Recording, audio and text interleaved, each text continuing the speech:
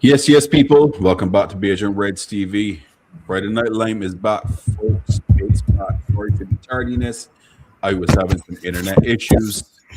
Do apologize, but we here. We in the building. It's Barnes. It's Angel. Hope everybody well. My brother, it's been a while. How you doing? I'm How was good, the week? man. Tiring, man. I'm tired, man. Long, long, long, long week. Well, face. Look at it this way. We got Everton on on Sunday. You got everything on Sunday. Wait, what time is that game? 9:30. Your time? Yeah, That means what time? 6? 6:30 for you. Nah, you're gonna be sleeping. You're gonna be sleeping. I don't know. Depends. Like if yeah, I'll most likely be up, but you know, I ain't we'll see. holding it against you, Angel. I ain't holding it against you, Andrew. I ain't holding it against you. Big up to everybody in the chat. Big up to 12, man. Make sure you smash them likes, people. It's back, yes. But honestly, saying first thing first, Chris, you need to face court, my guy. Flaco Lucho Diaz cooking, but you took him away with us. How dare you, bro? I didn't take them away. I sent them away. It's different. Yeah. No, but I'm no, but I'm glad. He's in a place where he's able to express himself. You know what I mean? He's getting Yeah. paid. You know what I mean? He's doing well. You know, he's the face of Colombian football right now. So I mean, I wish him all the best, man. You know. You got back your compadre, bro. Yeah, man. You know, I was always critical of him because I know he has the goods, man. He's always had the goods. You know, it's just unfortunately, you know, different circumstances. Whether every story is different, right? Some people say he wanted to leave. Some people said the contract. So it is what it is. No one actually knows what really went on. You know what I mean? Yeah. I'm glad that he's in a good place right now. You know, and they're performing good, man. So you know, very happy for him, man. That's that. What was it? Bayern Munich, right? Yeah. That front three, dangerous, man. The Dangerous. only the only one on that team that I really don't know if he should be starting because I think it's past his prime. For Bayern Munich. Yeah, Hmm. is he's very slow now. What's his name? Kimmich. No striker. Um, Kane. no, Kane's not. Kane was he was playing on the right. Sorry, Kane in the middle. He's playing on the right. Left footer. Oh geez, he name skipping me right now. Gnabry. Gnabry. Hmm. He still offers something, you know. He's very slow though. He still offers something, but yeah, man, they got a good team, man. They got a good team. Bigger Iron. What game did we recently fail to sell the last 3,000 tickets, or was that a myth? Hmm, I ain't sure. Yeah, that's crazy. Yeah, honestly, yeah, the Arsenal Sporting game, I was not touching that whatsoever. Whatsoever, I was not touching that Yeah, game. I haven't been watching a lot of football lately, but I did hear the Sporting game was a bit kind of boring, to be honest. I just Nil kept nil, checking. bro. I kept checking because well, one of Colombia's players plays for Sporting, so I just wanted to see how he was doing, but I didn't Yeah, really watch the game like that. bigger John. All I know is Supreme Leader Mbappe is gonna make sure Camavinga will not go to the World Cup. Camavinga was stupid, boy. My two yellows and yeah, red card. Nah, but Florentino Perez, man, that guy that's the Don right there. Apparently, he went to the locker room right after the game and told Guller, "You're good, you can leave," and told everyone in the locker room, "You're you're not safe in this club." I'm like, that's some different type of thing. But that's the thing, right? When you go into especially a club, it's probably the only club that I feel like once you wear that shirt, winning is demanded. If you if Mhm. and I'm assuming the media out there is probably a different level because I know we talk about the English media, but I think when you're in those teams like Real Madrid, Barcelona, the media will destroy you if you're not up to a standard. So I do see some change for them in the summer. So Yeah, 100%. you know what I think too? I think the Mbappe Vinicius experiment, it doesn't work. You have to let go of one. Yeah, both of them have- together don't work. I Yeah, agree yeah. with you. You have to let it go. It could take you out for a year. Even. Bigger AB, you're a boy. Man. What's up, man? Happy Friday, man. All right, Angel, we can rip off the band-aid because we got to talk about this. What's up? Ekitike, horrendous injury. Yeah, so Achilles rupture, people, 9 to 12 months could be more, but I can let the professional Dr. Angel. Yeah, so when we wasn't on stream, but we were watching. I was watching the game on my phone, and immediately when it happened, I texted, "That's an Achilles," and you were like, "Yep." And how he dropped. How he dropped. He looked back to see who hit him. No one was there. And I'm like, that's Achilles all day, every day. I was hoping for a tear, but it was a complete rupture. So the surgery isn't too bad. It's not that serious in regards to like repairing. It's just the fact of the recovery time. Science has improved over the years. It's not how it was before, but you're looking at about 9 months of rehab or recovery. Then you start the rehab. Honestly, for a player, especially in this day and age, especially for a player like him, like he's lengthy, he's pacey, he's explosive. You're looking at about 2 years. Obviously, he's going to hit the pitch before then. He will hit pitch before then. But you're looking at 2 years for you to see actually if he's going to at least be back at 80, 90%.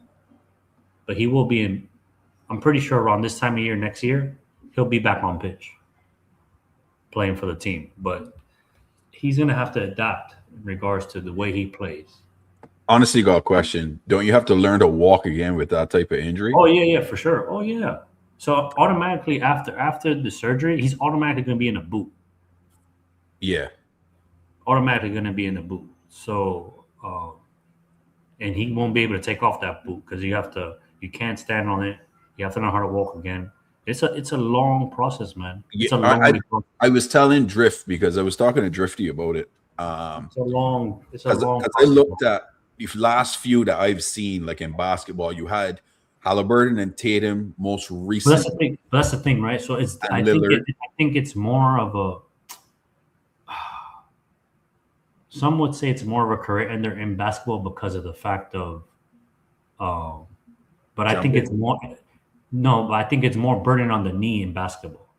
I think if you have an ACL, LCL, PCL in basketball, it's more career ending because the impact. And a lot of the NBA players now, that's why you see, like, for example, John Morant, when he lands on 1 foot.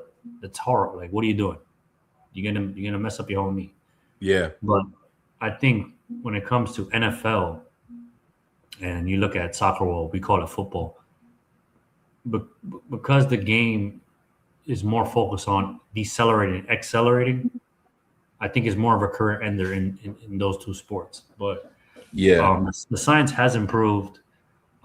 He's going to have to adapt his game and change his game.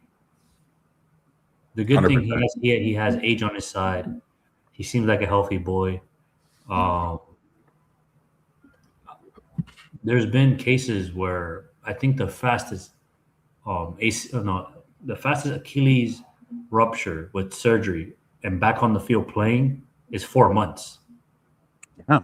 That's the fastest I've seen. And it was an NFL player. That was the fastest I've seen. Okay. Those are very rare. I know a lot of people on Twitter like, oh, this guy recovered. No, everyone is different. Genetics, you know what I mean? His background, all that comes into play. Yeah. How much blood he loses in surgery. But you're looking at around this time of year. Yeah, I said 9 to 12. Big at Laszlo for So you're pretty much around this time of year. yeah, Then you won't see his true self for another year per se. yeah, And then from there, that's when you determine, okay, do we? It is kind of cruel, but do we keep him? yeah, How's he playing? So on and so forth. Yeah, it takes about 2 years. I'm telling you. yeah, Everyone is saying a year. I'm like, yeah, per se, yeah. That's in regards to a year, in regards to rehab, yeah, but it takes 2 years. big up to Honesty, not a member. The two longest serving members in the It takes the about channel. 2 years. It takes about 2 Yeah, years. I was looking at a video, Angel, with the procedure. I was It's not that hard of a procedure. I know, but they look like they get drilled 2 holes. Yeah, 2 holes, and they put sutures in. Yeah. They put sutures and then pull it back down. Yeah, some it depends on also if I had the scans, I would have been able to tell you, but it also depends on how bad the rupture is. If it was a complete rupture, then what they'll do is they'll take a piece of your hamstring and create it as a tendon to create to attach the suture. But Yeah. it's not a crazy surgery per se, but The recovery. recovery is different, man. It is. Yeah. It is. It's one of those that it's rough.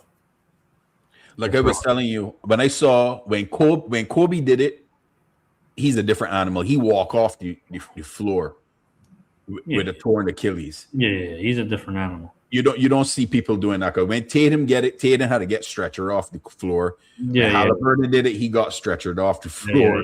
Yeah. But Kobe literally shoot the free throws and walk off the damn floor with a torn Achilles. Yeah, because like in basketball, if you get injured and you get taken off, you can't come back in. You have to shoot the free throws in order to be able to come back in. Yeah. He was a different. Come on, man. He was a different animal. That guy. Man. Yeah, Kobe was just different overall. Different. But yeah, unfortunately for him, he can miss the World Cup. But he's young, as I said, still young. He can be there for the next one. I think the big thing for him now is recovery, and then just adapting his game. I think is very important because he will lose pace. He won't have that explosive because I think he doesn't show it a lot. But there was one game when I didn't realize he had pace was the game where he ran in and just scored that goal by himself. I don't remember the game. I think it might have been a Champions League game. I think it was a Champions League game. Yeah, when he ran himself. Wabo gave him the pass from the back. Yeah, and just ran.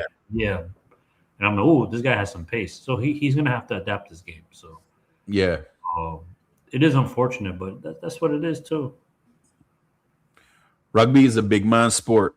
That is a big man sport. I would never play it. Big up Crab. I would never play it. Not me, but I appreciate the skill of them men that's played that game because you see them men with cauliflower ears and all sorts. Yeah, that's a big man. That's a big man sport right there. Big man sport. Yeah. Big time. People make sure to smash them likes. I can put the link into the chat shortly. You all come on in and we can chop it up. Big up Sai. We see you. Crab, what you saying, man? It's been a minute. Yo, what's up, fellas? What's going on, man? Hey, brother Chris, what's going on, man? What's going on, brother Crab? I hear, brother. I hear. Chill. That's good, man. That's good, man. So you be talking about Ekitike? Yeah. Yeah, time to sell here, bro. Thank you. Goodbye. I want that sentimental bullshit, man. Hey, he's done, bro. Listen, what we can do with you, bro? Listen, if we can get half the money back, take it now and go. Let's go. Take it and go. Get down, bro.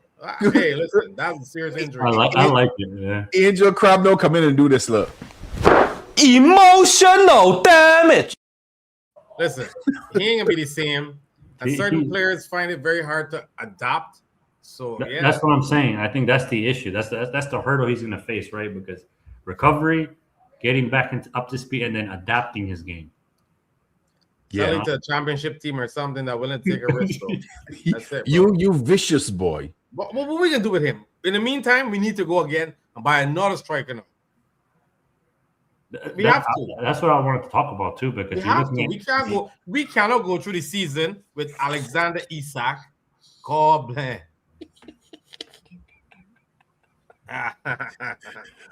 So I see he personally going there. But Angel, we can't go into the season with Alexander we Isak can't. as the main striker. No, we can't. Because he's injury prone as well. So technically, unless we playing superstar Gakpo as a striker, unless that's the thing. I don't know the direction of the club unless you bring in someone on loan. But then what team will let their striker out on loan to another they'll club? take Nicholas Jackson from Chelsea. What are you talking about? Listen to But me. That's not a bad shout in regards to they'll let him go on a loan. They'll get him go alone. Yeah. They'll let him go on a loan. Yeah. But he in Italy? No, he's in Bayern Munich. Oh yeah, That's right. That's right. I think he's at Bayern Munich. That's right. He just don't get to play because Harry Kane is, Yeah, Harry Kane is Harry Kane. Yeah. Yeah, you know what I mean? Yeah. Honestly, boy. Oh God. I telling people right now, my only joy.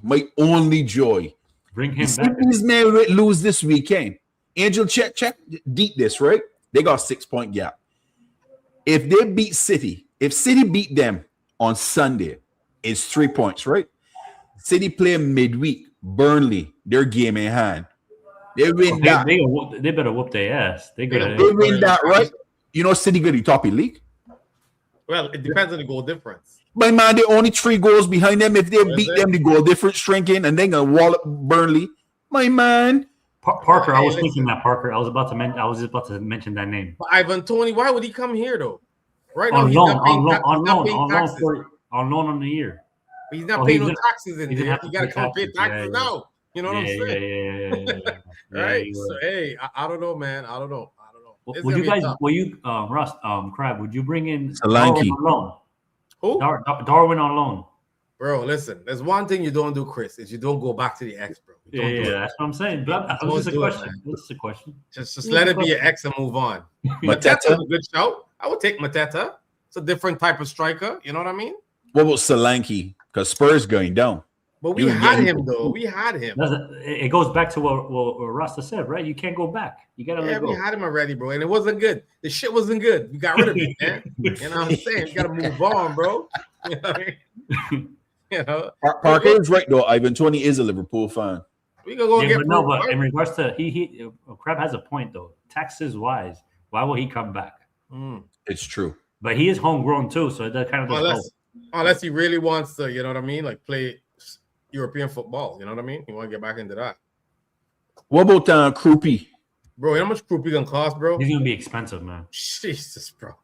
Listen, the manager is leaving Bournemouth, and they already got a new manager.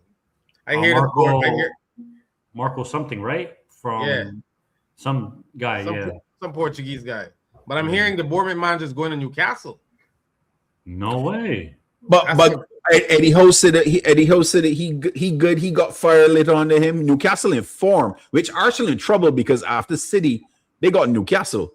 Man, Newcastle in no form, man. Please, my man, they've been in form. Go look at the last while. They've been playing well and winning games. They also inquired about Diamande too. They're trying to get rid of Gordon and apparently dump him off to us.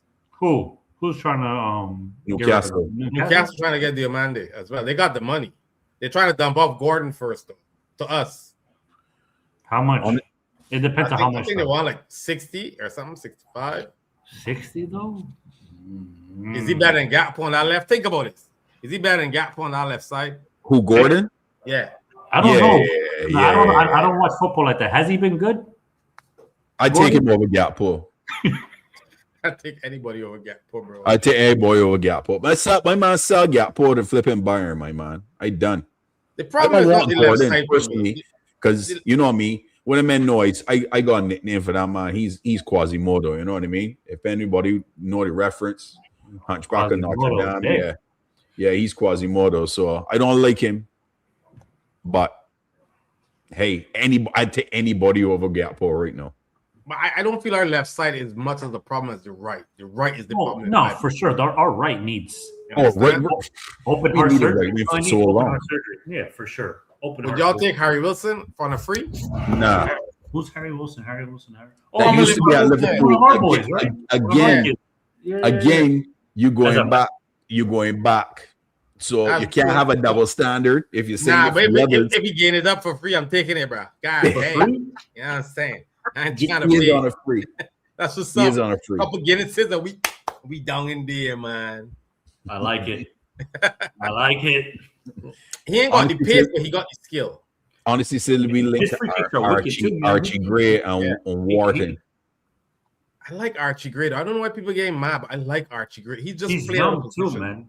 Yeah, he's been played out of position at Tottenham many times. He's a Doesn't good he young play center player. back too sometimes? Or something Yeah, like that? center back, right back. This guy plays everywhere. Center back, yeah, crazy.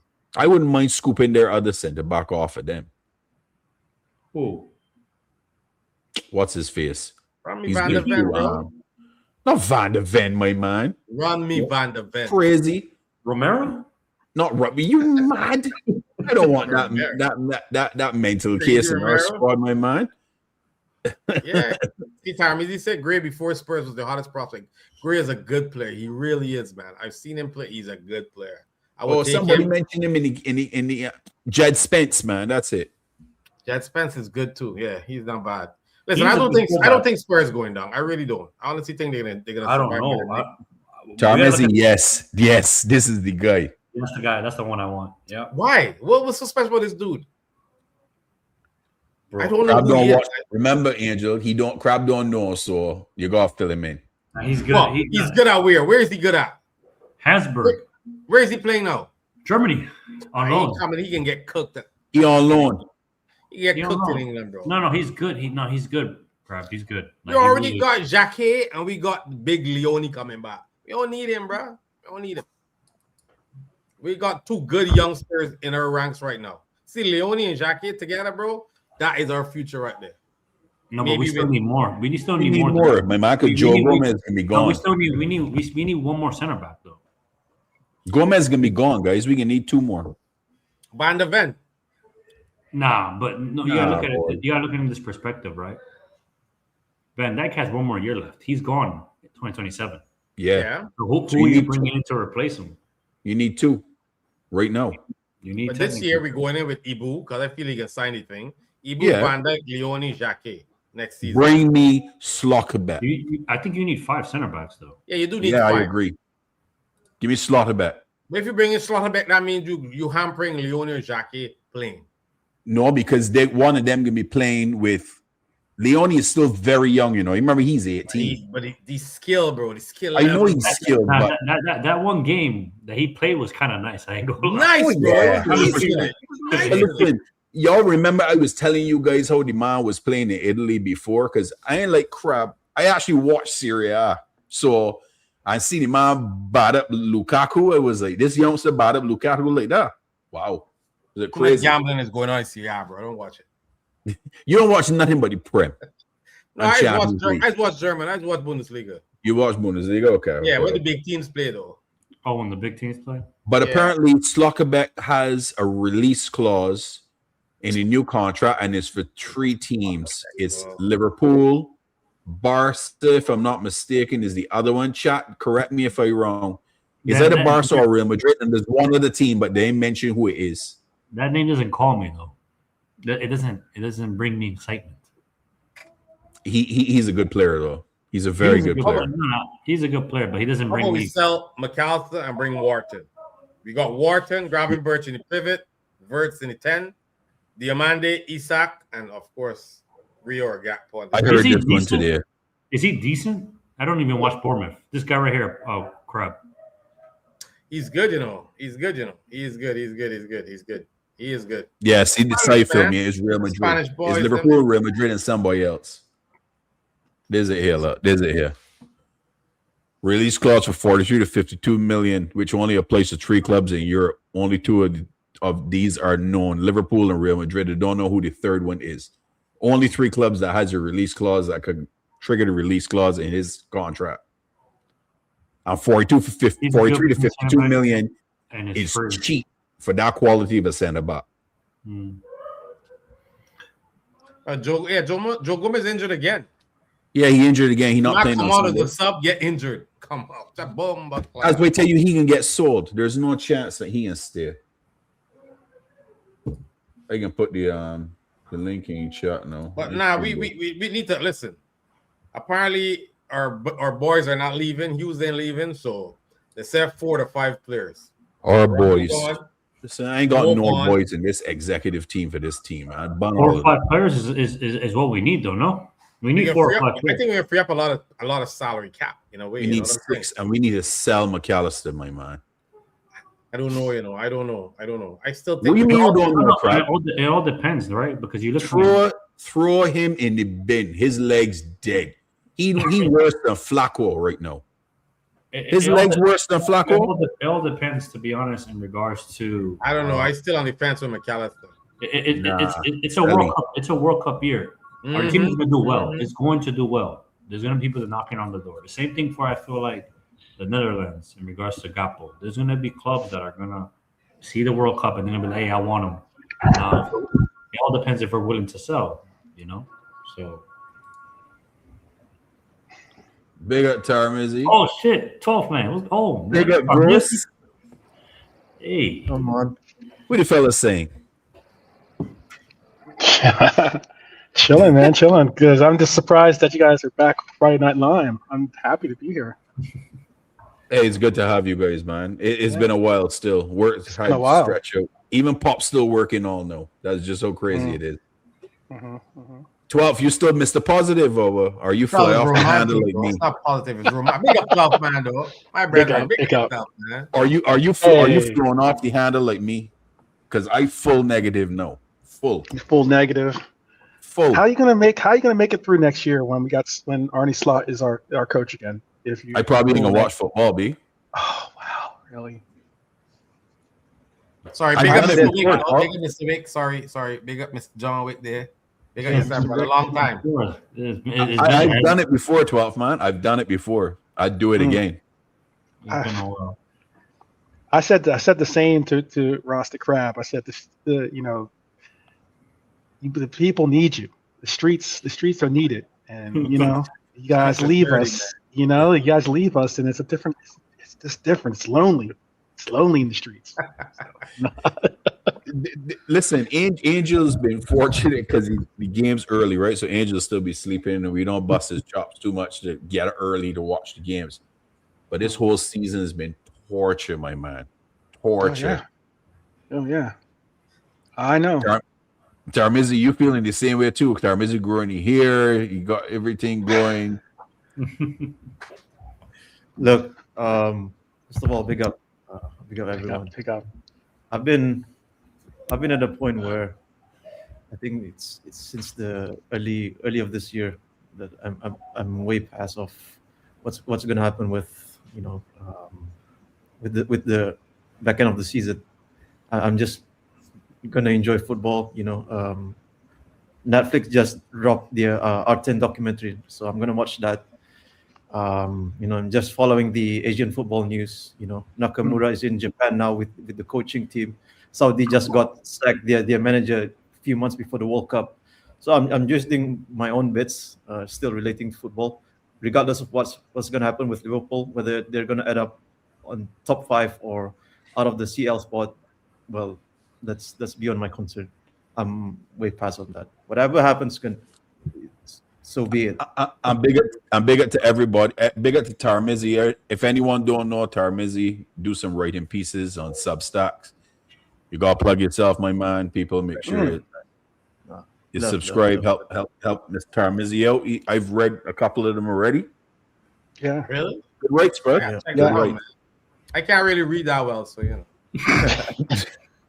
You got any audio books or what, man?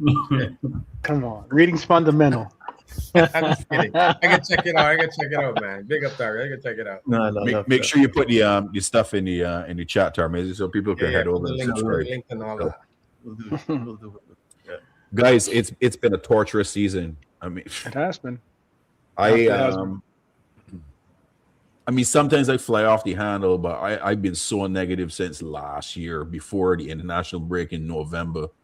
I don't want this my head gone since then, and I ain't getting what I want, and I ain't know. I just don't care now. I just really don't care. I just watching football. That's all I could do. I'm looking forward to World Cup though. We can be streaming a ton. Me and Angelo, Pops, Crowd, we can be streaming a ton for World Cup games because 12th man, in our favor, no, because they're in our neck of the woods. You know what I mean? Goodness gracious. We got it at the good times, right? So we ain't gonna be up till wee Oh, hours in the man. morning watching World Cup games. Wait, what time are the games going to be? I'm just again? trying. Dog, I'm just trying to. Sorry, 12. Uh, 12, 3, 6, 9 is the time Ooh. slots. Ooh. All right. Are you I going was to just any gonna games, say- 12 man? I am. I'm just trying to make sure I get back alive from because I'm going down to Mexico. Oh, you went Mexico? Wait. What game you going to? I'm going to Colombia actually. I'm going to go see Colombia, of course. Oh shit! You know, Oh, shit. some of us represent. Some of us represent. Oh shit! I know I can be sending them. I know where I can send them ICE agents now. I send them ICE agents. No, but the issue, I can get to Mexico without a problem. It's not an issue. The issue is the tickets. That's the only issue. No, I'll say this much: the tickets are a little bit cheaper. That's the reason why I'm going. Like my brother got me a ticket for Philadelphia, but we only got one ticket. I'm not sure which game we're going to in Philly, For but Philadelphia? but for me just getting the tickets, I'm just going to Mexico because they were a little bit cheaper to get than it was in America. Okay. Just like everything, you know. Yeah, hell yeah, man. Yeah. Rub it in our faces, Willie. Rub it in. Imagine how much it is in Canada. By the Oh, I way, bet. How many I- games are in Canada? The tax is gonna be more than the ticket, bro. one seat's $1,000. That's not too They're gonna bad. make FIFA's gonna make $11 billion off of the World Cup. But I Angel, know. here's Apparently, the the kicker. senator or the governor or something like that from New Jersey is like Yeah, they're raising the price of the New Jersey Transit, so it's typically like $12. Mhm. They're charging $150 to get Yeah, on. yeah, gonna- yeah. I saw that. That's crazy. They're gonna make FIFA, or they're trying to make a bill to make FIFA have to pay for it though in New Jersey. So shout out to Jersey. Here's the crazy part, Angel. Money. Yeah, You what's see up? them $1,000 tickets? You don't want to go and sit in these stands. Why? Did Hey, you not it's coming. see? Did you not see BMO Field what it looks like with the temporary seating? No, I didn't see it. No. Bud, hold on. I can pull that up and show everybody. My man, this is a death trap. Mm. No light. No, I'm definitely looking into going into Mexico for sure for the Colombia game. I was looking at tickets, right, 12 man, to go to Mhm. Hard Rock Mhm. for Colombia versus In Portugal. Miami. Sold out. Miami. Yeah, Oh, I sold bet. out, and the tickets were I bet. ridiculous. I I think bet. a nosebleed was like 3,400. I'm like, oh lord. The World Cup song is trash though. Y'all hear the Brazilian one and the French one? Man, The Portuguese World Cup one song is is hype. bad. I like the Portuguese one bad. the Portuguese one is good too. French one is nice still. Yeah, man. Yeah, the, I mean, the, listen, the, at the end of the day- actual at the end of the World day- Cup song, horrendous. Who's singing it? I don't know. Somebody Jelly roll, bro. died in the feelings. I don't know. Jelly roll. It just wasn't for me, man. You know what I mean? It's not hyped. I need to be hyped for the World Cup. They I'm need to hyped up, they need to get Shakira to do one again and stuff. Shakira, them hips dead, bro. Them hips lying all day now. All day. So which game are you gonna watch? Because I remember the Mexico group. There's South Korea, South Africa, and is it Czechia? So I'll watch all my. Yeah, I'll definitely watch all my Asian countries that I love to watch. But I mean, the games I'm interested in is I'm interested to see what Uruguay can do this year. I think that they could be a little bit of a dark horse. Colombia, I'm interested to see what they do as well. I mean, I'm not interested. Lucho, come on, Lucho's Now, Lucho's Lucho's on gaining. fire, but the team He's itself gaining the is- fire at the right time. Yeah, That's how- yeah. The team itself is not looking too good. Mhm. What's that? That's the seats, bro. Look at this. Look at it. That looks like an OSHA issue. I gotta call OSHA. Look at it, bro. It's all scaffolding. Is that safe? That's not safe, man. Bro, the man created 15,000 seats for this and they're temporary. Here's the kicker, Angel. The man spent $150 million for temporary seats. Why don't they just extend their stadium? Why don't they just make it like 100? Talk about just wasting money. wasting money. That's a waste of money, man.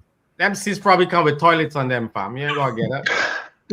Just go right Could there. you imagine 15,000 people sitting in them there and start Wait, jumping and those up and seats are stamping? those seats are 1,000. Yes, bro. Nah. That's what I'm telling you.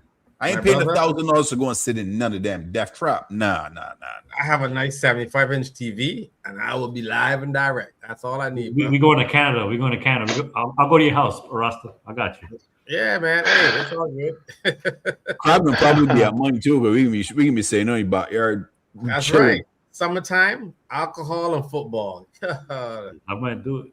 That's the life, man. That's the life. Do you guys watch the Jamaica one against Congo? No, Wait, I didn't. the Congo one? No, I The didn't. Bob Marley When they kid got for knocked Jamaica out. is nice, though. Still. Who 'cause, won? I didn't see that. They got a Bob Marley kid. Yeah, they got a Because Bob Marley kid. he covered that on his on Big Up. Oh, Congo won. Yeah, Yeah, Oh, 1-0. Trash, bro. So then Congo is in the group in Colombia. Then Congo goes to Yeah. the group in Colombia. Yeah. yeah. So I'll it's- tell you it's- what. I'll tell you what. I it's don't know. Colombia, Portugal, Uzbekistan, and then Congo. Then. Uzbek's I the don't one. know. The Asian teams, I was- yeah. Usmanov is in I there. was just gonna say, I don't know if Vancouver is going to be loud and rowdy or whatever, but I know Seattle, because I know USA is playing in Seattle, and that's possibly the best draw that we could have had, the best city, one of the best cities to be drawn in for American soccer, so American football. So Seattle. It's gonna be Oh, interesting. Washington. Yeah. Vancouver Stadium is full seat. It's a dome too, so Yeah, it's nice. It's nice. it's nice. I think it seats 47,000 or something like that. So it's a proper stadium. Ain't no makeshift crap like BMO Field. Definitely for sure. Madness. well, they Seahawks. Well, the Supersonics. Let's say Seattle's team plays, I think, in the same stadium that the football team plays in. Is it? The Seahawks play there too? Mm. Yeah. That's a nice stadium, man, because they get loud. Yeah. They call it the stadium. Oh yeah, of they, 12 fans, they right? get loud as Oh, hell. it's real loud. That's why it's 12 gonna be fan exciting. stadium, bro. It's crazy. It's gonna be real exciting. And Seattle the- fans in general are very boisterous in Oh, all these yeah. sports. Seattle and Portland are possibly the two most fervent fan bases in America when it comes to football or soccer, however you want to call it. Agreed. Definitely. Agreed. Tarmezi, you coming over this side of the pond? I haven't confirmed yet. But I'll be there then. But I won't be catching any games. That definitely. You're not catching all games. Come on. No, just the vibes. We'll go to a bar or something, man. Go to Yeah, a bar. no, definitely. Because Yeah. I have few things trying to meet for my own side hustle. Because one of the so basically what I'm doing right now, I'm trying to connect with. I said this to Callum. I'm trying to connect with brands, football. So one of the brands is the guy is in New York, somewhere in Manhattan. He produced turf football boots. So it's not like your traditional FG soft ground or. So basically, it's for turf pitch. So it's called 11. So I already connect him personally on LinkedIn. So hopefully by June, I'll try to see what's on the table. You know, like try to lock up like a campaign or something. Because like right now, my you know the word register there is actually the name of my agency. So what I do is I try to connect with brands. I try to reach out like like Mizuno. So Mizuno is like Joao Felix, where that, and Essex as well. So Essex is big in running. Oh, yeah. Apparently, Essex Huge. Football boots are legit. Saucony, New Balance, New Balance, all those. So Saucony is they don't tap into football. Yeah, probably right. Sure do. On is Swiss brand, so they're big in running. But what I look at on their movement, they might tap into football market in the future. So that's the one thing that I look at. With the big boys like Adidas, Nike, yeah, they're already up there. So it's so difficult to reach out. Like this, a lot of Makes sense. Yeah, yeah. That's not- But we'll see. We'll see. On maybe that's in the books, Barnes. Yeah, that's good. Maybe Man. New York. We'll see. We'll see. Let's see. If I'll be there, I'll hit you guys up. Definitely. Yeah, for sure. Now the thing for me, I really want to go to Mexico. I just want to experience that stadium, Estadio Azteca. I want to experience it. Oh no, I'm Mm, not. I'm not going yeah. to Mexico. They're not. I don't think they're not. I'm not going to Mexico City. I'm going to Guadalajara. That's where I'm going.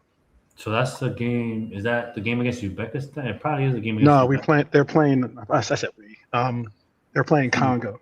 It's Congo now. I know. Yeah, so Congo. Yeah, okay. yeah. And then also that week, I'm trying to get another ticket to go to the game before that. And the other ticket before that is I'm going to go try to see my boy Darweezy play, of Oh. course, because Okay. he's Uruguay versus Spain. That's going to be a phenomenal game. Uruguay. Yeah, that can versus be a Spain. good one.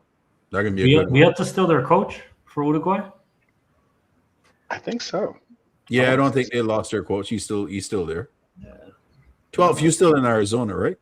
Yeah, it's an easier ride for me to get Yeah, there. yeah, That's why. I mean, I could drive if I wanted to. So How long that would be for a drive? it's only like I'd say like Guadalajara. So it's like 7 hours, maybe 6 Oh, hours. that's not bad. That's It's not bad at all. right? Yeah. That's easy. I feel like traffic around that time will be crazy. I feel like it will be rough Mhm. during that time. So, Hey, no, it's more so it's because of that stuff that was going on with the cartel. That's the scary part about it. So mhm. Mm-hmm. because that was like Yeah, his yeah. that was his city was Guadalajara. So it was like Mhm. I'd already got the What's the ticket problem? for Colombia, and I was like, oh man, got to be dodging I had bullets and stuff. I had a conversation with a friend the other day about the semi and the final. Correct me if I'm wrong. If I recall correctly, one of the semi is it Houston? Is it in Dallas? Like that? Possibly. And I can find out for you right now, actually. then the other one is in Miami, right? Yeah. I'm not. Yeah. And then the final is in New Jersey. Yeah. Jersey, yeah. MetLife. MetLife, right? I'm assuming it's in MetLife, right? MetLife, yeah. Yeah. So for those who like missed out the regular purchase, right? So because if you buy like the like the one with the raffles thing, Yeah. like there's no guarantee, right? But if you go through the hospitality, so you have to buy all three. So Mhm. basically you have to buy the two semis and then the final is like one package on itself. Mhm. What's crazy is like I don't know like the logistics going like from one city to another, but I suppose it's crazy like so you have to take each flight like from after Yeah. the semi you have to take No, another it's gonna be flight. expensive. It's gonna be and mad then expensive. like, the final is another venue, which is mad Yeah. because like if I recall correctly, like semis and finals, it's within like few days, Mhm. the gap itself. So like Yeah, if there's no you're taking a already- train. you're No already taking like- no train. or Don't no risk cars. driving. No. Airline tickets can be expensive, and then Hell yeah, they hotel are. tickets can be expensive. Yeah. Like everything expect can be. delays. Expect delays, man. Hotels, Airbnbs, everything's gonna go up. Oh, 100%. Oh, Everything. absolutely. I stay far away from the city of Toronto when World Cup on. I ain't going nowhere close to that city because I know how busy down there can be and the traffic and all of this nonsense. I am not going I'm nowhere. about to find out what games are in Toronto. What's that? We've got a couple of good ones, I think Qatar is in the group with You got Canada versus UEFA Qatar. playoff. That's Bosnia and Herzegovina. That's in Toronto. I'm trying to look for another one. Let me see. Hold on, I can tell you. I can pull them up now. I can pull them up right now.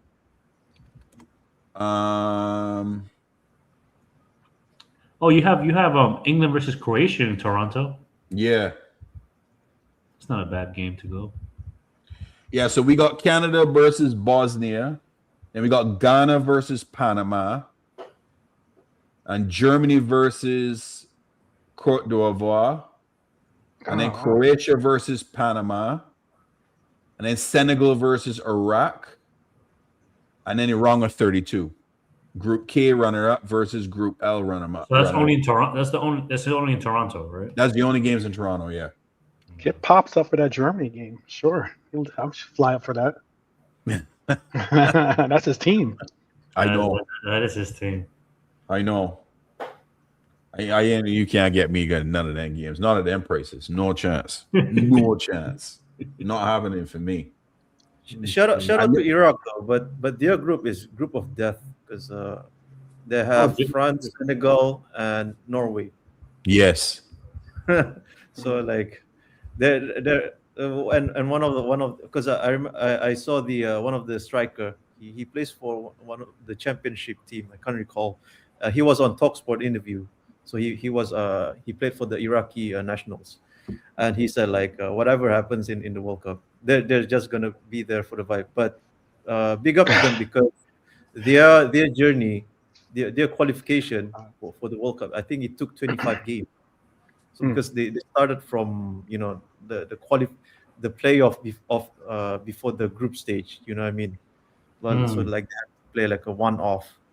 So it's crazy because the Gulf region right now is mad, as you guys have heard. So they have to one of the games they don't play at, they didn't play at Iraq. It was somewhere near Jordan. So it's crazy, man. Shit. Big up, man. Yeah, big them up, man. Yeah. Wow. Right. And then coming back to Liverpool, they're on a U.S. tour this summer. Yeah. 3 games scheduled. 3 cities. Nashville, Yankee Stadium, and Chicago is the 3 spots. Wait, Yankee Stadium? I'll be there. Yankee Stadium, That's yeah. what's up. I'll see Yeah, you guys I'm trying there. to go. I'm trying to actually go to Chicago if I can get tickets, but we'll see. I've never been to Chicago. Nah, I'll pass on Chicago. Pass on Chicago? Especially in the winter. Nah. It's not in the winter, but yeah. I was toying with Nashville. That'd be nice. Never That'd been be real there. nice. That'd be real nice, actually. Where's that, Nashville Tennessee? is pretty dope. Tennessee. Yep. Have they announced yet for the preseason? Yeah. Yeah, it's announced. Yep. Sunderland is Nashville. Wrexham is in Yankee Stadium, and Leeds is in Chicago. Yeah, I'm going to New York. It's a reason to go back to New York. Going back to New York, going to Yankee Stadium. But that's the preseason, fellas. We got a big game Sunday. Absolutely. Merseyside Derby. Yep. I gonna start with 12th, and I'm gonna go to Tarmizi, and then Angel, and then Crab, and then I'm gonna have my comment. Okay. How you feel about the game 12th, and who do you suspect this ballhead fraud gonna start? I see how it is. You come to Mr. Positivity on it. All right. I mean, for real, like, I've been asking for the same thing for the entire season, pretty much, and that is, I get called out for it. I know some people think of it as football romanticism and the likes, but I mean, it'd be nice to see players have that fire for these derbies, the same way players in the past used to.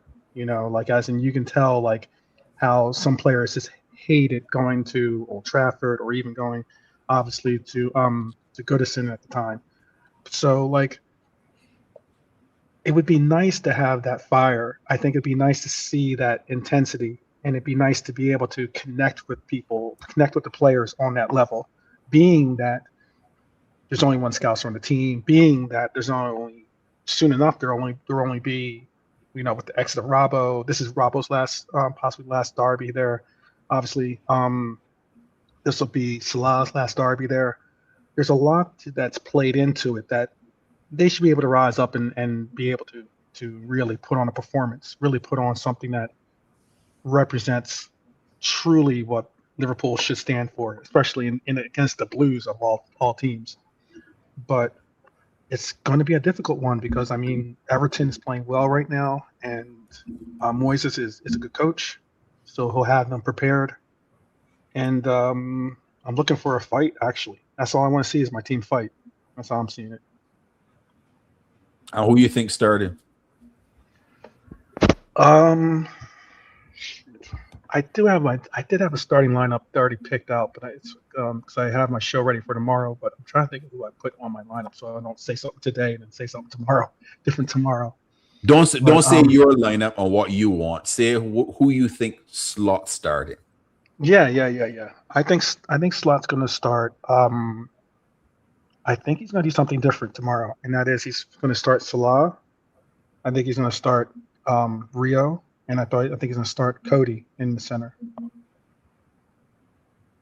If that's what you want to hear, is the front line, I guess is what, because I mean the back line's pretty much Yeah, same old, and midfield it's going to be probably the same components of it as all season. But that's the front line I'm looking that he'll probably end up doing, because I mean he's been mixing it up and keeping all of us on our toes, because I mean none of us had that lineup picked for Paris. None of us had that lineup picked for PSG at Anfield, or not none of us. I did, but not many people did.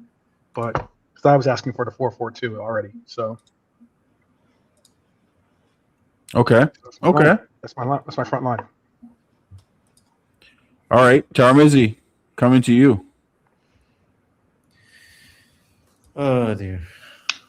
Whenever we talk about Liverpool these days, it's the mood is no. But listen, so if I recall correctly, barring injuries, I suppose the team that he played against Fulham last week, I reckon that would be the same 11,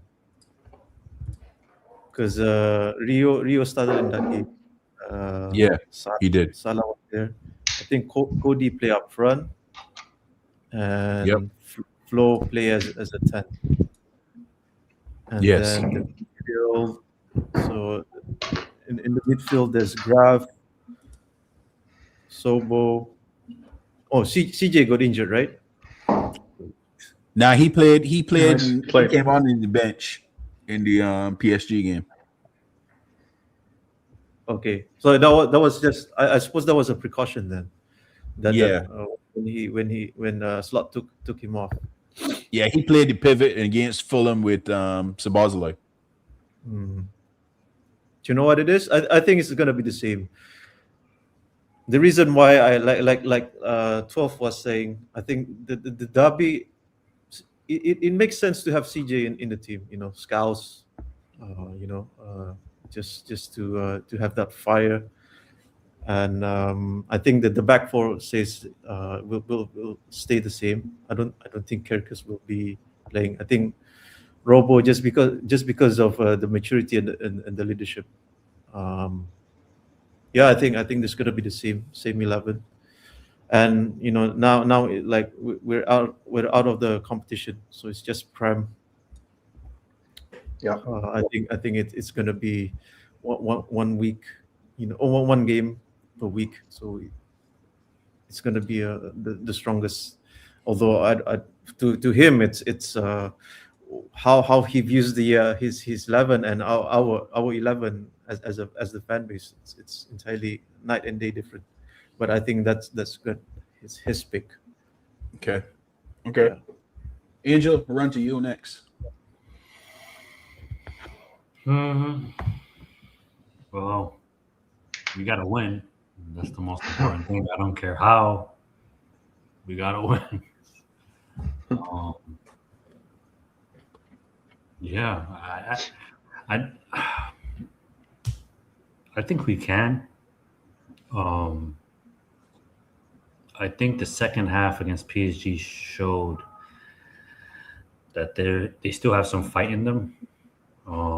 That they can defend when they want to defend. So I don't see there isn't an excuse for having some fight against Everton. But then again, this team has been very inconsistent.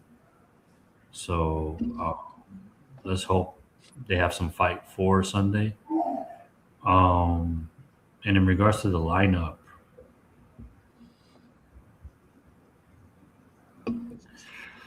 I do like. So I'm pretty sure It would make sense to start Robbo just because he has that experience in regards to a Merseyside derby. He has some type of leadership.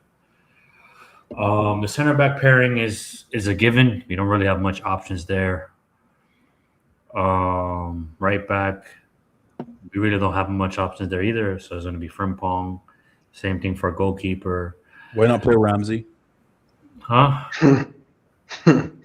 That's oh man. Jokes. Jokes.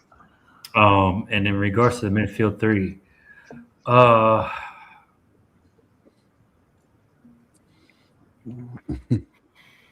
I would go Dominic, Jones, Verts. But we rarely see Verts at the 10 this season. He's always on the left, so that's probably not going to happen.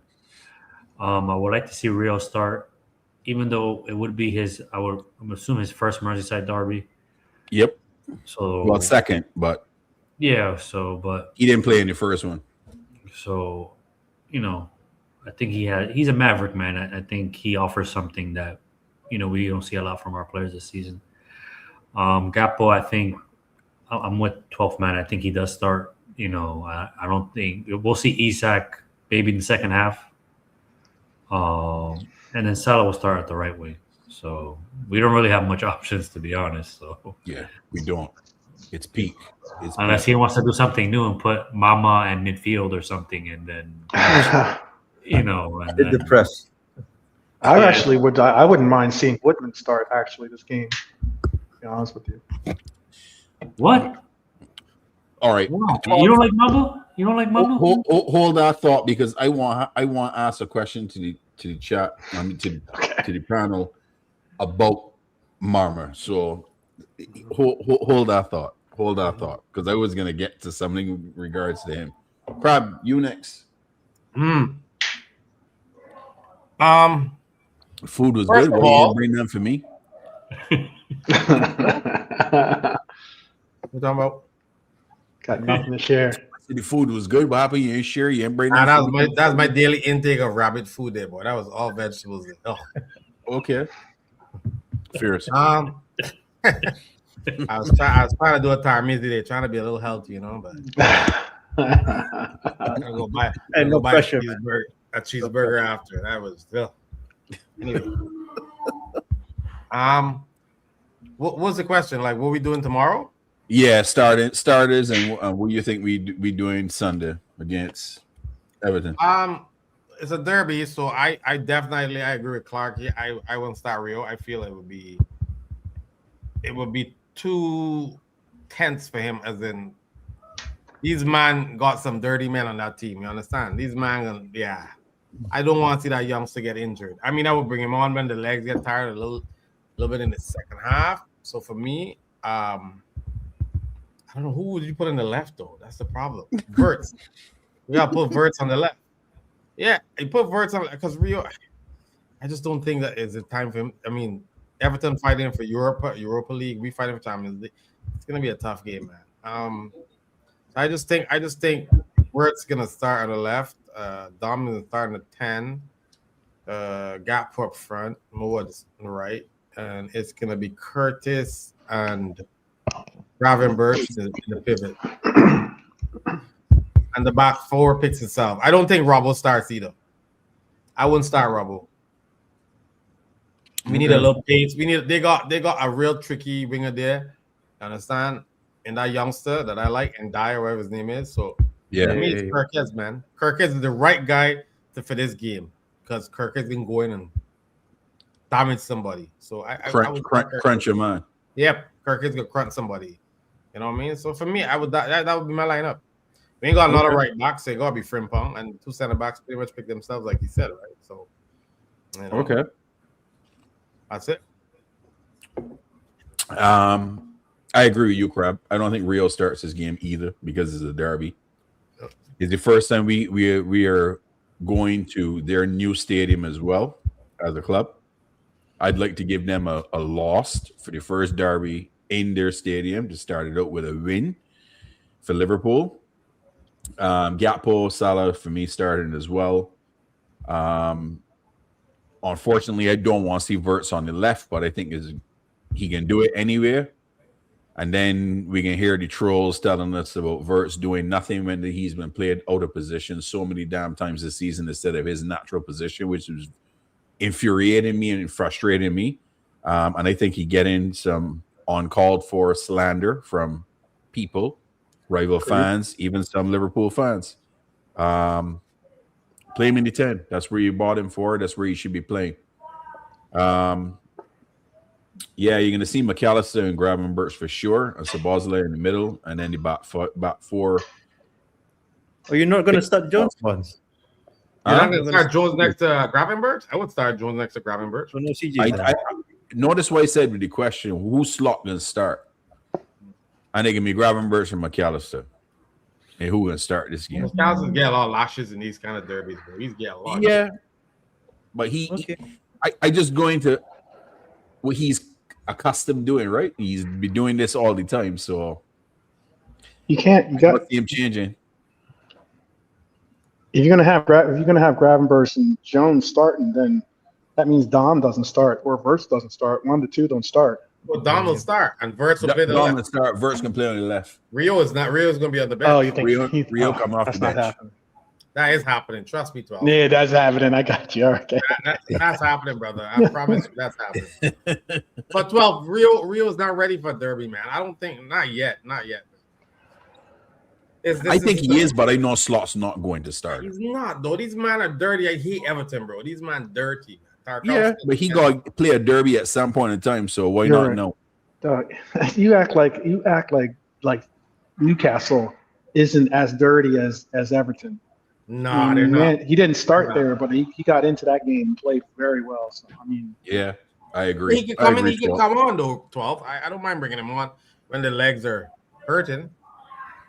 No, crap. Should I tell you what it is, crap? I think a lot of not scouts though, like a youth from the academy, they played, they started their career, played for the derby as an experience when they were young. I mean, Yep. if you look at the Everton opposition, Brent White, if I'm not mistaken, he's still, he's still young in it, and it's like seamless for him to have like derby games, and he's already a starter for as their center back. So yeah, I don't see. I think age isn't that. Even though it's like there's a lot of high stakes, like the banter and everything. I think they can cope with it. Okay. I know Crab. I know Crab got kids, but he's sheltering our Rio, our star boy. He's a big man. boy. Hey, why He's not? a big Why boy. not? He's not. He need to put on some more power still, man. You know what I mean? No, listen.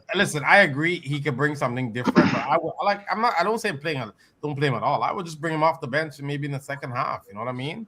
Bring him on and bring on Isak at the same time. I'll tell you this, Crab. Put Rio in as from the start, and what happened to them the last time when they played against Lucho will happen again. They'll end up getting a red card, and they'll play 10 men down because they can't contain him. I like that observation, 12. I hear you. But I do agree with you, 12, that we gotta show some fight, play with some intensity, match them, don't get bullied around, don't be complacent, move the ball quick, stop with the molasses passing. Mhm. I know you want to do possession, but move the ball quick because they're gonna play some sort of mid block against us. We all know, and go against us in the counter. That can be Moises' MO against us. But we gotta come up with a win. They ain't us. Just don't We let got Beto past score. Villa. That's all I ask. Don't let Beto score. Please just don't let Beto score. Yeah, That's it. yeah, That agreed. guy, man. Oh, Did you guys see the Kwanzaa quotes? I think just Yeah, today. so he's happy again or something. He loves the game or something. He's happy. Yeah, fell in love with football. Yeah, wow. So what's he trying to say? He's He trying didn't to want to say pay for this ball head fraud. he's trying to say he wasn't in love anymore. He fell out of love with the game. Yeah, but was he happy when Klopp was here?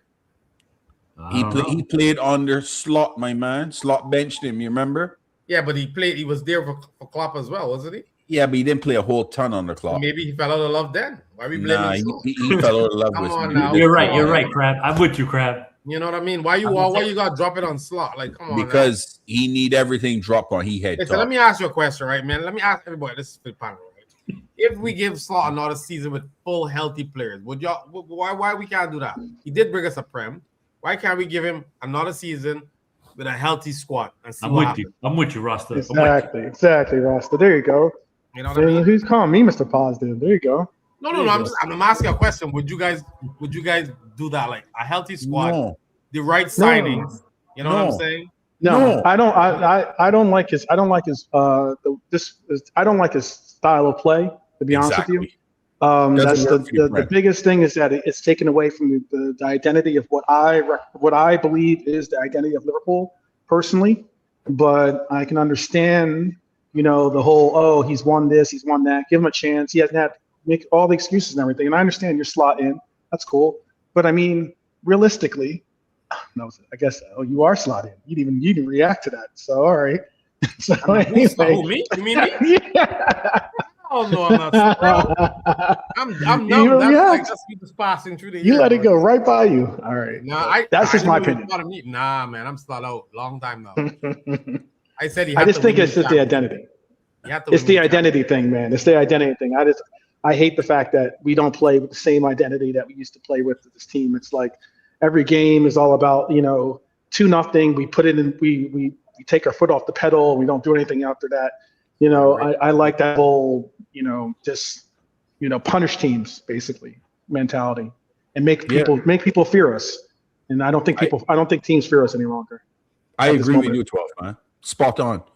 We have no identity. People don't fear us. People don't fear Anfield. The style of play does not suit the Prem. The style of play does not suit the players that's in this squad. Yeah. The slow passing. Or the players are just not good enough. But that's what I'm saying. Okay, I agree with Angel. No. Everybody can't just fall off. Everybody can't just fall off the map. Where's that written? Where is that written? That players can't fall off. What? Listen, guys, be realistic. Everybody actually falls off the map all at once. Is everybody? Players have improved, though. Let me ask you this, right? Players have improved, though. Salah is going to be gone, right? Sabazala improved from last season. He did. Sabazala is still the same. He hit a couple of free kicks this year. Come on, stop it. Hey, listen. Moore gone. Robertson gone. Is it Slot and bringing it? Listen. At the end of the day, I think you got to give him one more season and see with his own players and a healthy squad at the back. All right, 12. I don't want it, but that's what's going to happen. I don't want it. I want Slot gone. I don't want this man out my club. The point is, what if Xabi Alonso comes in and fails? You don't know. No, but that's the thing. But this is the thing, right? I think I understand why people want Slot. This guy. I like this. He has we need a new manager. Like we've all agreed that the way the playing style, the way the team is. Players' attitude, all this stuff, all this comes to the factor where we need someone new, right? But with that being said, we aren't the type to like. That's not the Liverpool way. The man won us the league. We're not going to sack him. I want to hear that, Angel. Liverpool. What's the Liverpool way? Forget all that. We moving rootless, man. Get rid of everybody. I understand that. If that was me, yeah, he would have been gone. But when you look at it in that perspective, right? He has one more year left, if I'm correct, right? Slav. Yep. Which means if we sack him, the payout will be a lot less. So that means Hughes has one more year left, if I'm correct. He could go too right now. Mark Edwards has a year left as well. He could go too right now. We just gotta hold off one more year. That's it. I want all of them gone, Angel. I hold off what? But Angel, everybody wants Xabi, right? What's to say Xabi doesn't come in and feel? What, like, you know what I'm saying? Scott came in and he gave us the Prem. Everybody can say, yeah, the Prem was shit. I think that if he feels we move off on Xabi too. I mean, come on. Is that what we doing? We just getting rid of big gal? Like just throwing them on site? Like what we doing? If they ain't the good, we're gonna do keep them. but there's not that much managers No, rotating that we to could be do honest, that. I think the different. I'm not trying to big up this guy Alonso and stuff, but he does have. I'm not gonna say aura because it's kind of weird. A guy calling another guy has aura and stuff. You know. Nah, you I good, don't- bro. We I don't roll good that OGs, but you good. But he has something to him in regards to respect. He was a gifted player,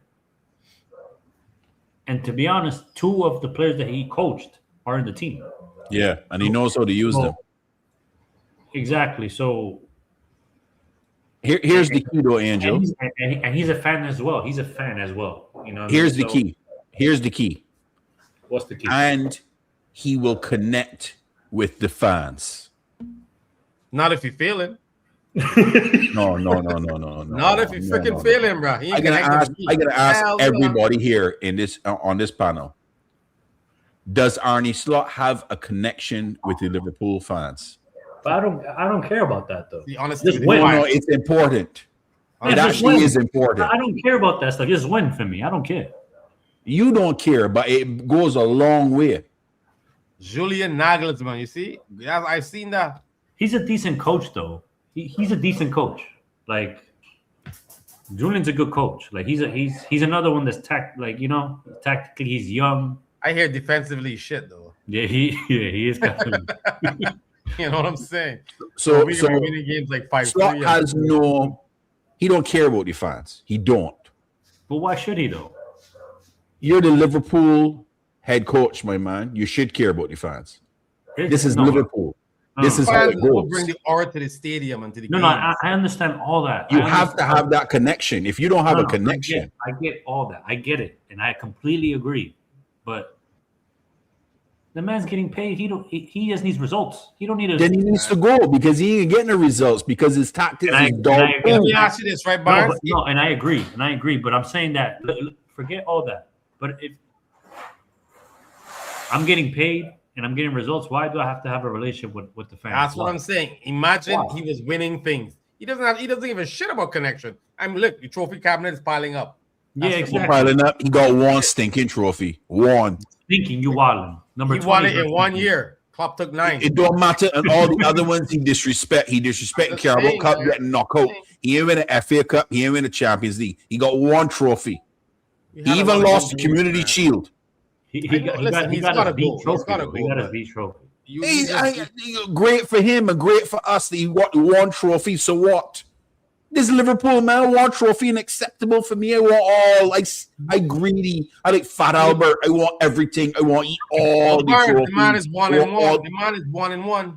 No, he is. No, one no, and he's one. not. The man came in and win 1 trophy in the first year. What do you mean 1 and 1? No, 1 he's and 1 2 for now. 4. Yeah. He's 1 for 4. There was 4 Fam, bro. trophies to win, and he Listen. win one of them. Listen, at the end of the day, Slot could go to Arsenal and say, look what I got. So, When's the last time Arsenal win that trophy that you talking so bad about? but I ain't care about Arsenal. But Arsenal was shit squad. I'm saying though, all right? The man win it. He did win it. He won it with Klopp's tactics and flipping Yeah. well and the Klopp's It's team. Barnes is shit. I get it. It's shit. I want him No, out. no, but no, I understand what Ross is saying though, because at the end of the day, yes, he deserves. He needs to go. We all He agree. needs to go. He Yeah, he needs to go. And on Salah's back, Salah put that team and did unimaginable things last season. Somebody has still had never to been pass done the in the ball to Prem. Rasul Salado. Run through 11 men. Somebody still had to pass. the No, ball you're with missing what him I'm to saying, score it. Crab. The man Yeah, had I mean- an unprecedented season last season that has never been done in the Premiership. I He can't was say Salah fortunate that played all it. of that. If I Salah can't. had this season, last season, we win the Premiership. Listen, the only person that can get that terminology is Steven Gerrard. I asked a don't think question. Salah put it- I don't asked a think- question, Angel. If Salah have this season, last season, do we win the championship? With that defense, I don't know. No, I don't think so. There's no chance. Yeah, there is. But then, by that logic, right? By that logic, because now we're doing the if game, right? The if someone How would many have to goals Salah had last year? What happened? How many goals Salah had last season? I think like 30 something, right? In the Prem? 30. Wasn't 30. it 32 or some crap like that? In the It was Prem a alone? lot. It was a lot. It was a lot. He had like 50. He had like 50 something GA, I think. Yeah. Like 50 something. He had an exceptional season. Exceptional season. See, if Salah's one of the Prem, then it's Salah's fault we were fifth. Cause he ain't take the team on the back this year. Why on the back, right? Because you fall off a map. That's what it is. Well, why? Well, why? You get a raise, you get a big contract. Why you fall off the map? Age don't mean that with age B. Bro, he was just 1 year old younger last season. He cooked. Why you can't? Crab, it don't matter. When Father Time says, listen, your legs can't do this no more. It don't matter if it's a year later, your legs can't do this no more. There's It's only one happened person real in the quick. history of Liverpool that could say he took a team on his back, and that's Steven Gerrard. I'm sorry, nobody else can get that. Steven Gerrard put a team on the back for winning the Champions Many League. But times. he had help because he scored the first goal, and all the others come from everybody else. Salah is not that kind of. I don't know. I ain't saying that Salah was the sole reason. He was a big reason that we won the Prem last year. If we had And- Semenyo No, there, but also Slot, man. Also Slot, man. Slot played a part, man, in regards to integration of Gravenberch. That was on him too. You know what I mean? We all can't- right, hold on. I'm glad you just bring that up. Angel. Gravenberch. Have Gravenberch has been any good since the beginning of 2025 till now? Yeah, he was good at the first 5 or 6 game of the season. He was decent. He was our best player. Then he just fell off the cliff. yeah, something Gravenberch happened. has been so meaty since No, he January was of last year. good. No, he was good the first couple of games this season. That is true, honestly, 100%. Last season, he had a spectacular kickoff to the season till January turnaround, and then what happened? My legs fall off. and he was Wait, not no, the it's like same player. the man is 22 years old, Barnes. Listen, there's something mentally wrong with this team. You understand? And it can't all go to the manager. We also have, So who else they can go to, crap? I'm just saying we had an unprecedented thing as a death of a player. I agree with Rasta because at the end, death of a these player, aren't right? kids, man. These aren't kids. These are But professionals. what are you doing to keep these guys motivated? Are you doing training? Are you training ground? I'm giving you a Take the coffee full bar. paycheck every week. What you mean, Take man? the coffee bar that inside the Downwell clubhouse and smash it to pieces. I don't want to see them match it and man got the foot put up in the air. I see men playing bingo on the pitch and all sort of nonsense instead of actually doing tactics and rondos and also a proper actual training. And that's why we in the state that we in right now as a team. We in the state because Slot is shit and these players have not taken accountability and turn up. But his training is crap. Even his training is crap. These are grown men, like Angel said. These are grown ass men. Yeah. Why I gotta tell you to do your job as a grown ass man? Like go out there and play football. But they play football how he want to play crap. It's crazy. No, but though. at It's some point, yes. yeah, Tactically, the team is shite. He telling them how to play. But at the same time, Slot's not on the field. exactly. At some point, there needs to be some type of accountability. But it's still, guys, I hear what y'all saying. It's still his style and how he wants to play. Yeah, if but you you tell know, them I I get to that. hold possession But and move the Barnes- ball slowly, what are they supposed to do? Not what he Virgil asked can them look to at him do. and say, "Look, this ain't working. We can see it ain't working. This is what we gotta do." He could do that. He could. Like, No, why but you also- can't do but that? also- He's So- not. He's sticking to his things. No, but also it's the misplaced passes as well. Oh, the That's pass has been horrendous. I agree with you. But That's that on is- the players. That's for time though. That's been for time. So That wasn't happening when Klopp was around. there was we used to curse out some of these passes back in the day. That's been a thing for years. Exactly, honesty. Gravenberch was a DM. Now this year you tell him to score goals. What the hell he's supposed to do? But Yeah. but we as But you we as confusing fans the want him player. to score goals. We as fans saying he should be scoring more goals. No, Nate. I never heard of fans that Grav should be scoring more goals. He's a DM. I Slot agree is with the Rob. one that see he gonna score No, more but goals in the press conference. But we've been saying this. Why Gravenberch won't score? We've been pressuring him too, bro. I'm sorry. Nah, I've not been me. one of them. Put yourself I've in been there. one of You them. said it. I have not. A Or DM, more be a DM. Be a No, DM. no. We can't do that. We can't do that because he's a DM, but then we want him to drive forward with the ball and stuff. That's not what a He's- DM does. He has really no a DM passing though? ability. He has none. Really a DM? He's not. He's a He's not box really- box eight. He's That's a his box position. 8 that was converted to the it was converted that first season with slot to sit or whatever. Exactly, Parker. We don't press. We got rid of all of our pressers. All. We got a bunch of old men. Who you want these old men to press? You want more solid to press? His tactics doesn't include pressing. I don't want. I don't listen. I don't want verse press. Listen. At the end of the day, every man just different. At the end of the day, But he had, we all looking at how Klopp was, and we're that's the trying to thing. get people to. He has a Look at right. Yeah, man. He has the right to change the style. It just hasn't worked. Yeah, his style is shit. It's crap. It just hasn't worked. But these players can't just be shit too, though. That's my thing. It It's, just can't be it's shit. crap because of how he got them playing in his style and the tactics crap. Everybody don't look bad because they're all bad all of a sudden. It's just style of play. So wait. A 5-yard pass, we lose. We figure out how we forget The how pass to has do been horrendous. That's on the player. I said terrible, that man. already. But the style of play, the lack of pressing, the tactics, the setup, all of that, that's on the coach. It's squarely on him. Big up, Jamie, man. What's up, brother? Big up, Jamie. Jimmy Gam coming at the right time. All good, man. All good. How is everyone?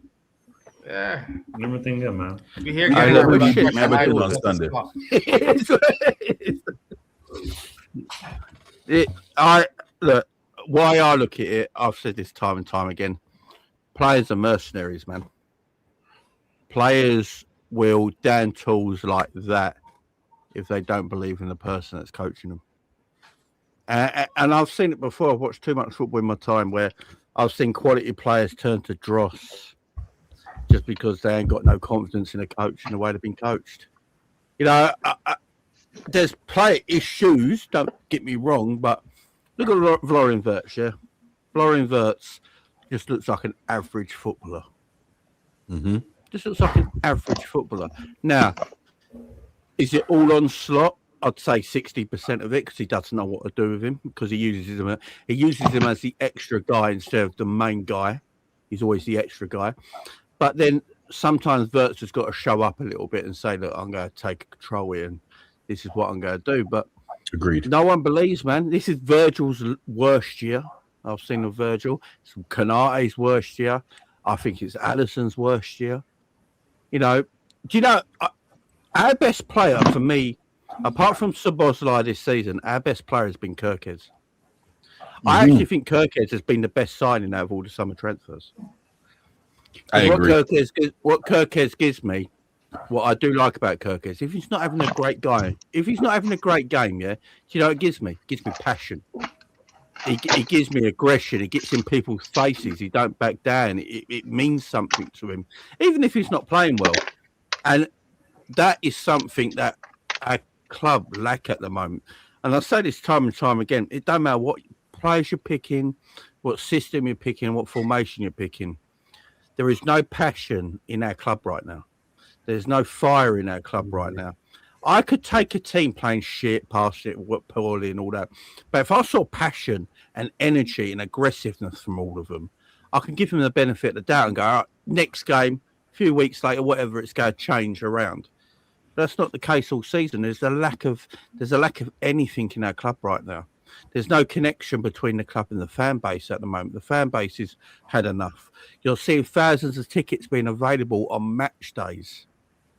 Do you know what I mean? That tells you everything you need to know right now. The love is just not there. And people might not like this, but Liverpool's a special club.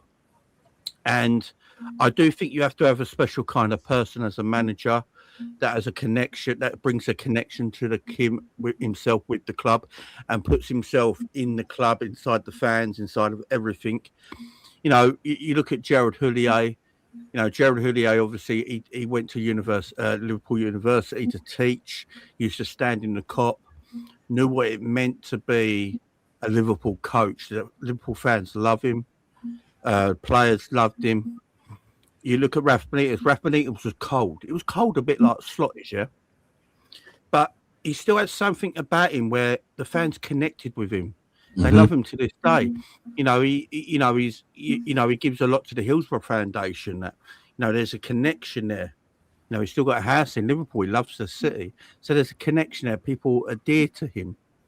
You know, people didn't adhere to Hodgson, you know, because Hodgson just saw Liverpool as a job, you know, and came out and said Liverpool are not that big to get relegated. You know, nonsense like that. Straight away, no connection. Fans don't want nothing to do with him. Same with Arne Slot. Arne Slot is the only Liverpool manager I can remember who won a Premier League or a big trophy, and there's still no connection between him and the fans. And people might not like it and might find it as an excuse, but for our club, it's very important because our club, we're one of the only clubs, us, maybe in the Man Uniteds and stuff like that, that put their managers on pedestals more than their players. We talk about legendary managers, legendary times under their managers, yeah? Sure. Even under Jurgen, when we finished 5th 3 years ago under Jurgen, yeah? I can still look back at that season and look at amazing games we had that season. Now, beating Leeds 6-0, beating Rangers 7-0, beating Man United 7-0, beating Bournemouth 9-0. Some great... and we still played a style of football that you knew next season Klopp would get it right, let go back to normal again, and we'd be challenging, and we did. We went for the quadruple. But under Arne right now, even if he gets his right players in, from my point of view, I can't speak for anybody else. From my point of view, I have no belief that next season is going to get any better, even if he gets more players, because I don't see it at the moment. I don't feel that passion. I don't feel that sense of anything from the football club that drives me and goes, you know what, next season I do believe they're going to get better. I just don't. I'm with you, Jamie. I'm with you 100%. Spot on with everything you said. And I should have seen this happening from the onset, because I met 12th in Philadelphia 2 seasons ago. This is Arne Slot's first summer at Liverpool.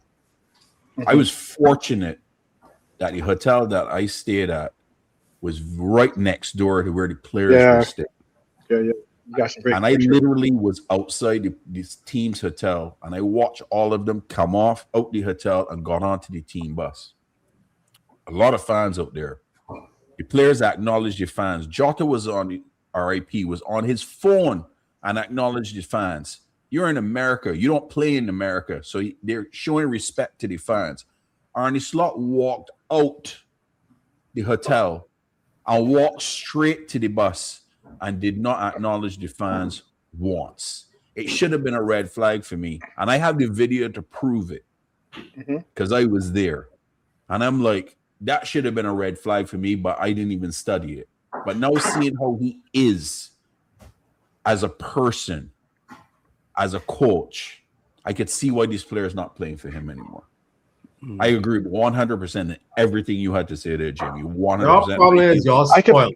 Y'all spoiled, man. All y'all. Y'all spoiled on the club, and a new man come in, and we trying to get him into them shoes. It ain't gonna happen, bro. Everybody's different, man. It's not just Klopp, though. It's not just Klopp. As I say, I go back to Gerald. That's why I said I went back to Gerald Houllier. I went back to Rafa. Benitez. Yeah, you know, exactly. I keep saying it. It's a connection. This club's special. You got to, if you can connect with this club straight away, like their managers did, it gives you more chance to succeed. You know, it's one of them clubs. Like I think Arne. I think Arne looks at Liverpool as a job, right, and he's probably very happy and privileged and feels privileged to be Liverpool manager. I'm not going to deny that, but he probably sees it more of a job. Like, you know, I coach the team, get the players in, the end of the game, not thinking, you know, you've got to live and breathe this job. Liverpool is where you live and breathe it. It's one of the biggest special jobs in club football. There's a reason you hear all managers and players of walk of life that have played or managed in football. They talk about the football club. They talk about the stadium. They talk about the feeling of Liverpool, the atmosphere of Liverpool, everything emotionally that surrounds Liverpool Football Club. You hear it from other people, and you know, you heard it from Luis Enrique in the PSG game. You know, you hear it from Pep Guardiola a lot of the last few years about, you know, his admiration and love for Liverpool Football Club and what it must be like to manage them. We hear from Jose Mourinho about it as well. And because it's special, and Arne's just got no connection with the fan base. Even after winning the Premier League trophy, you'd think that'd be enough. But it's still something missing. And like he could win a Premier League, a Champions League, a Premier League, Champions League. I still think there'd be a disconnect with the fan base and him as a manager. But Unfortunately, does it matter though, Jamie? If he was delivering trophies, does it Right. matter if he's connected to the Real Madrid do I it. think- Real Madrid do it. Real Madrid sack managers if they win a double in the end of that season. If they feel like the football they're watching is not Real Madrid level, they happily let that manager go. And fans do the same. Real Madrid. But You know, that- Jamie, I if can- he was delivering, I- would you be worried about the connection? If he was delivering, Yeah. if he was winning trophies, Champions Leagues, Prem, back-to-back Prem, would you be worried about that? Would we be talking about that? I want a particular way Liverpool have to play as well as winning things as well. But maybe that's just me. That could be just me. No, I'm I with agree. you. I hear No, you. I'm just no, saying. no, no. I'm just saying. I agree with it. I agree what you're saying. But if the man was bringing trophies to the club year in, year out, would we be having this discussion? That's all I want to know. No, I was also going to say that the context that 'cause I agree with pretty much all of what Jamie had to say, but I believe though the different context though, because I do get kind of like peeved people bring up the 5th and 3rd place finishes and stuff like that. But the important thing about those finishes that we finished 5th place, that we finished 3rd place, and had off years, quote unquote, is how we finished the season. And the finish the seasons on winning streaks was the big difference. We finished seasons on winning streaks, not losing out, winning streaks, and that's a big difference of how this team is going to fight till the very end. And if they fight for this coach to the very end, then that's a testament that maybe they believe in this coach, or maybe they're not ready to give up, or maybe it's just a testament of them not wanting to give up on the fans, give up on themselves, give up on this team, and the other. But I think that's a big context of what you have to put in, because let's not get it twisted. There were people in this fan base that were calling for Klopp to get fired. So you know, it's a matter of like what kind of fight you put in, and how you end up finishing at the end, as opposed to just you know, if you do make a connection with the team, and I agree with that with Jamie, you make a connection with the fan base, it does give you a little bit of more you know, rope to go out and you know, experiment, fail, and the fan base will be with you. But it is about how you finish. And if we end up finishing just like Crab's trying to suggest, we're not going to get silverware, obviously. But if we go on a win streak and we end up winning the rest of our games and end up in 3rd place, which is where I have us slotted being, then, you know, not saying that we're going to win all of our games, but I said that I do have us getting 3rd place, then, you know, then maybe it's a different conversation to have for the coach. And he gets an extension. He gets that Brendan Rodgers extension at least into next season. Yeah, no extension for me. But Parker's spot on. We don't need another Klopp. We need a Paisley. Try to have the connection at least. This chap ain't even trying, and he knows this. It's ignorance. Yeah, I agree. It's his ego too. His ego is way too big for me, man. It's horrible. The stuff that he says in press conference, I don't even want to listen to this man after a game or before a game. I agree with that too. He tries does, to like people for no reason, and I'm like, nah, I can't agree deal with with that. it. He should do press conferences. He shouldn't do it. I agree with that. Look, Jurgen had some terrible press conferences sometimes. I think we can all agree with that. But Yeah, it's the way Jurgen carries himself. It's completely different, ain't it? It's, you know, you're not going to buy someone like Jurgen again, like that charisma and passion that he had. But so I'm always that I just want a certain style of manager as my Liverpool manager in a way. I don't need a Klopp. I just need someone that is very passionate, not just about football, but as soon as he comes into Liverpool, understands what Liverpool is to world football and to Liverpudlians and to people that support the club from around the world, and what it means to embrace yourself in that culture. You know, some of like that's why I go to Rafa, I go to people like that. Gerald Houllier, they knew that when they stepped through the door, they knew the privilege and what they had to do you have to get the fans over. Look, if we was West Ham and we're 5th in the Premier League right now, but you've had a terrible losing record, your football's not too good, you're probably all right. We're going to get Champions League and football next season. That's cool, keep the manager, but we're not that. We are Liverpool. And it's just my way I look at it. I think Liverpool should be the Real Madrid of England. Right? I think that we should win major trophies year on, year out. no exceptions, no, nothing to do with no excuses. I get sick of excuses all the time. I had to go back Jurgen. I'll keep it quite simple. I had to go back Jurgen. When we finished fifth, I was disgusted. I did shows about it. I said, no, this is not Liverpool standard, even if it is Jurgen Klopp fixed up. It's the standard of our football club. And, it came from my dad. My dad started supporting Liverpool in the early 70s, brought it into me. These are the standards. And you've got to have them standards at our football club. Look at Man United, yeah?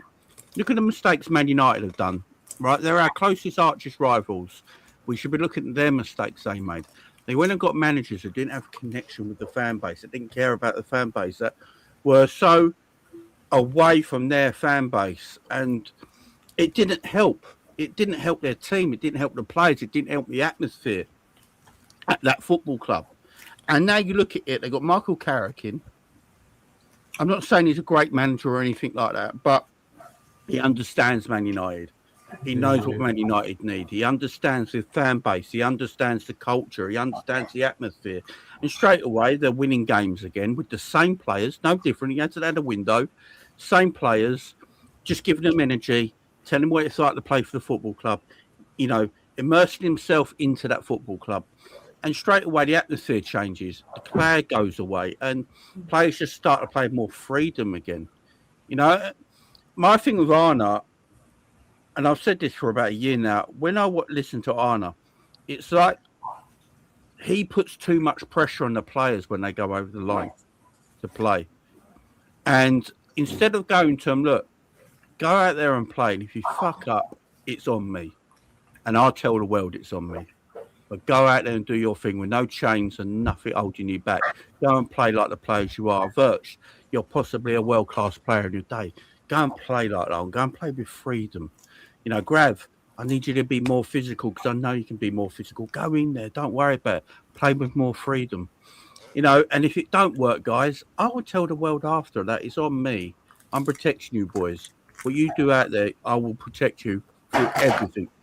And that's what you need. But when he does a press conference, he talks about this circumstance, that circumstance. Oh, Salah put one over the crossbar, and we didn't concede that one. We was in the game, and fans don't want to hear that. It could be true. It's utterly true, right? But at the end of the day, fans don't want to hear it. Fans don't want to hear it, and when you keep hearing that, the atmosphere just changes of our football club. The culture's changing. As we're watching it, our culture of our football club is changing. And for the first time this week, I am die-hard Liverpool fan, man. When I went on honeymoon to Caribbean with my wife, instead of having a fun time in the sat, which I should be doing, right? I decided to watch Liverpool versus Blackpool, yeah? I decided to watch Liverpool versus Blackpool, right? I told the missus, look, I'm really sorry. You just go have to hold it. I'm watching Liverpool Blackpool, yeah. I think we lost 3-0 that game, man. You made her hold it? Yeah, I made her hold it, man. Yeah, she crossed her legs and everything. Right? Yeah. I like it. And it's my honeymoon, you know what I'm saying, right? And yeah, but this is the first time this weekend I'm like, I'm not excited. I'm not interested. I've not got, my emotions are completely drained. Mm-hmm. And it's a Merseyside derby. I should be buzzing off my tits. Can't wait for this game. Let's show some fight after the PSG collapse. I can't find it at the moment. I'm hoping it comes back to me, but right now I can't find it. And I don't like feeling like that. Yeah, I hear you. You made a good comment there about Slot, Jamie. He doesn't hold any accountability whatsoever. I have never seen him say, you know what, this was on me. I got it wrong. It's always something else. That tells me that you think that you're better than sliced bread. You're Mr. Perfect. Everyone, there ain't nobody that's perfect. We all make mistakes. All of us make mistakes. People will respect you a lot more if you at least own up and says, you know what, I got it wrong. Like a perfect example, the first leg of the PSG game. After that game, that diabolical game with a back five that just looked absolutely atrocious, his first comments in that press conference should have been, I got it wrong. That was my fault. I did this wrong. The tactics was wrong. The setup was wrong. That's on me, not the players. I set them up to fail in this game. He would have gained a lot more fans if he did that than the stupidness that this man is actually saying. And he throws players under the bus constantly. How do you expect these guys are going to want to play for you? He threw Mamardashvili under the bus but in a press conference a couple of weeks ago, and it was completely uncalled for. There's no reason to do it. He's just not the right fit for us. He's just not. He's not a standard for Liverpool. And Jamie, you're right. This is a job for him.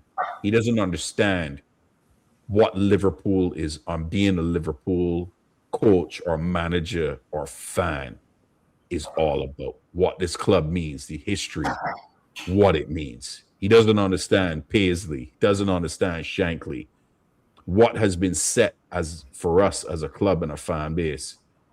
And he's just taking a piss out of it, to me. He's taking everything for granted because he was successful in his very first season. And he took everything for granted. So who you bringing in then? Just give me some. I honestly, my ideal would be Luis Enrique, but I don't think we get him, to be honest. That's not happening. That's my It's guy. not going to happen. So I need to have somebody there that is going to connect with the fans, and who's going to do that automatically right away because he was a former Liverpool player would be Xabi Alonso. Yeah, see, Alonso, look, I've said it many times. Yeah, I don't actually know how good of a coach Alonso is, and that might sound mad because he won, obviously, the league in Germany. But Zidane won 3 Champions Leagues in a row, and people still say the same thing. So I don't know. The thing with Alonso, yeah, what will happen is he'll understand the culture of Liverpool. He knows what the fans want. He knows what the people want, and I think most Liverpool fans, can't obviously say everyone, but most Liverpool fans, if they knew Alonso was named Liverpool manager before pre-season, going into the summer, I think everyone's spirits change. Everyone's anticipation for the new season completely changes before a ball's been kicked, which just makes everyone feel good and gives the opportunity for success to happen that season. And my problem is, though, Alonso is there. He's been available, and I just don't think Liverpool want Alonso. I honestly believe Liverpool want to continue with Arne Slot. I think he's Richard Hughes' guy. I think the worst thing for Arne Slot is if Richard Hughes leaves. I think that's the worst thing for Arne Slot. Because Agreed. We've heard Richard Hughes speak on that round table and we've seen quotes come out from Richard Hughes from last year or so that he pinpointed Arne Slot for a while. He was his guy. And it's amazing when Richard Hughes got named sporting director. If you go back to when Richard Hughes got named sporting director, Arne Slot went to book his favourite straight away. And no one really knew who he was, and he went to book his favourite straight away. He's his guy. He wants to make it succeed. And also, we've got to remember, the manager, the sporting director, and Michael Edwards are all on the same contract with 1 year left. So if Richard Hughes sacks him and he goes looking for a new manager comes in, they're having an interview, but then Richard Hughes tells him, look, after this year out, I won't be the sporting director anymore. The managers go ask, well, who's going to be my new sporting director? Who's going to be the new guy? Who's going to be my new boss that's going to be doing the transfers, the contract dealings and all that? And that's a discussion they need to have. So maybe that's also why he's not being sacked, because they're all going to go together at the end of the 3 years. I mean, it's the only thing I can think of right now, because losing 23 games, is it, from March 2025 till now? Yeah. It's just unacceptable. And I do get annoyed about people saying it's just this season. Last February 2025, we started playing poorly. Yeah. Our football took a turn. Everyone spoke about it. There was a change in the atmosphere and a change where we were playing. And it fed into pre-season as well. Our pre-season was terrible. we had an awful pre-season. The boys didn't look fit. We started the season. I think in first 5 or 7 games of the season, I do believe the players were playing up to a level because of what happened to Diogo, and it was forcing them. It was giving them that thing to come back from behind and win games and stuff like that. But that can only last for so long, you know. Then it dips off, yeah. And that's when your coaching comes in and gets you moving, gets you going. And also with the Jota thing, as the manager, has he dealt with this the best as well? You know, has he put the fighting spirit into the team, or has the excuses been put into the club so much because of the Jota thing that everyone believes it now and they're settling on that, even the manager? It's interesting. There's so many talking points at the end of this season that we can talk about and go through about the coaching, the injuries, the transfers. Did they work? Who are actually that good? The players we got available, the summer window. Is Richard Hughes actually going to be sporting director in the next year or so? There's so many things we can talk about in the summer. It's crazy. And that should be the case after winning the league 12 months ago. Yep. Spot on, Jamie. Spot on. Tarmizi, you feel the same way? Yeah. I mean, I look at, you know, football in general these days. I generally think it's a collective thing, you know, not just the coaches, but you have to look at like the directors, how they understand the club as well. I mean, like when you guys were talking, I was just like thinking, who would have thought Company, you know, guiding Bayern right now? Who would have thought, you know, he was at one point he was at Burnley, and then now he's playing against PSG in the semi. So And winning the Bundesliga. the direction with that. It's the direction with how everyone sees moving forward. Again, I don't have any much to say other than you know, it's you know, how the away fans now more vocal, you know, with regards to I've never seen match going fans turn against, you know, voicing their frustration, you know, singing Zabi's name instead of his name, you know. Back then when Klopp was here, Klopp's name was singing up until he was saying stop chanting my name. So it's like 360 all round. So something has to be done within the board. There's a lot of phases in terms of the contracts. You know, Verge and Ali as the senior figure. We've seen now Mo and Robo is leaving. So yeah, it's something has to be done within the board. Yeah. Executive decision. Yeah, that's Do you know? Big up time, Izzy, man.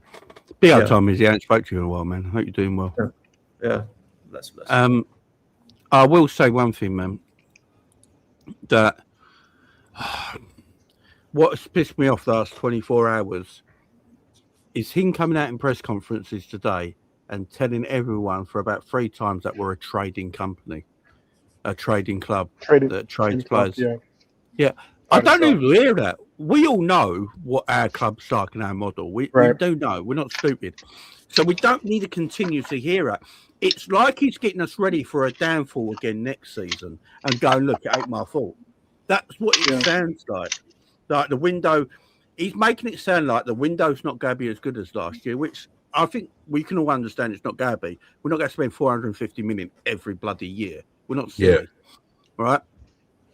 But it's just like he's getting us ready for something. And again, does that make any of us excited for the summer? When you hear this? Nope. You know, if he came out and said, look, it's been crap this year, you know, for whatever reason, it's not gone right. I've not done my job to the best of my abilities. I apologise. But next summer, look, in the summer, we are going to work hard behind the scenes and we're going to hopefully give you a window again. get some good players in, keep our good players, and really build for the summer. If you said something like that, I'd be like, all right, maybe a bit of bullshit, but I'll go. I'll hear it, and that's smooth. Let's go for it. But when you hear, oh, we're a trading club, we're a trading club, it's like, we don't need to hear it, man. We honestly don't need to hear it. Just tell us, look, you're just sounding like you're building us up for a disappointment. So next season, if it don't go right, you can stand out and go, look, told you guys I've tried everything I can, but the way this club is run is sort of holding us back a little bit.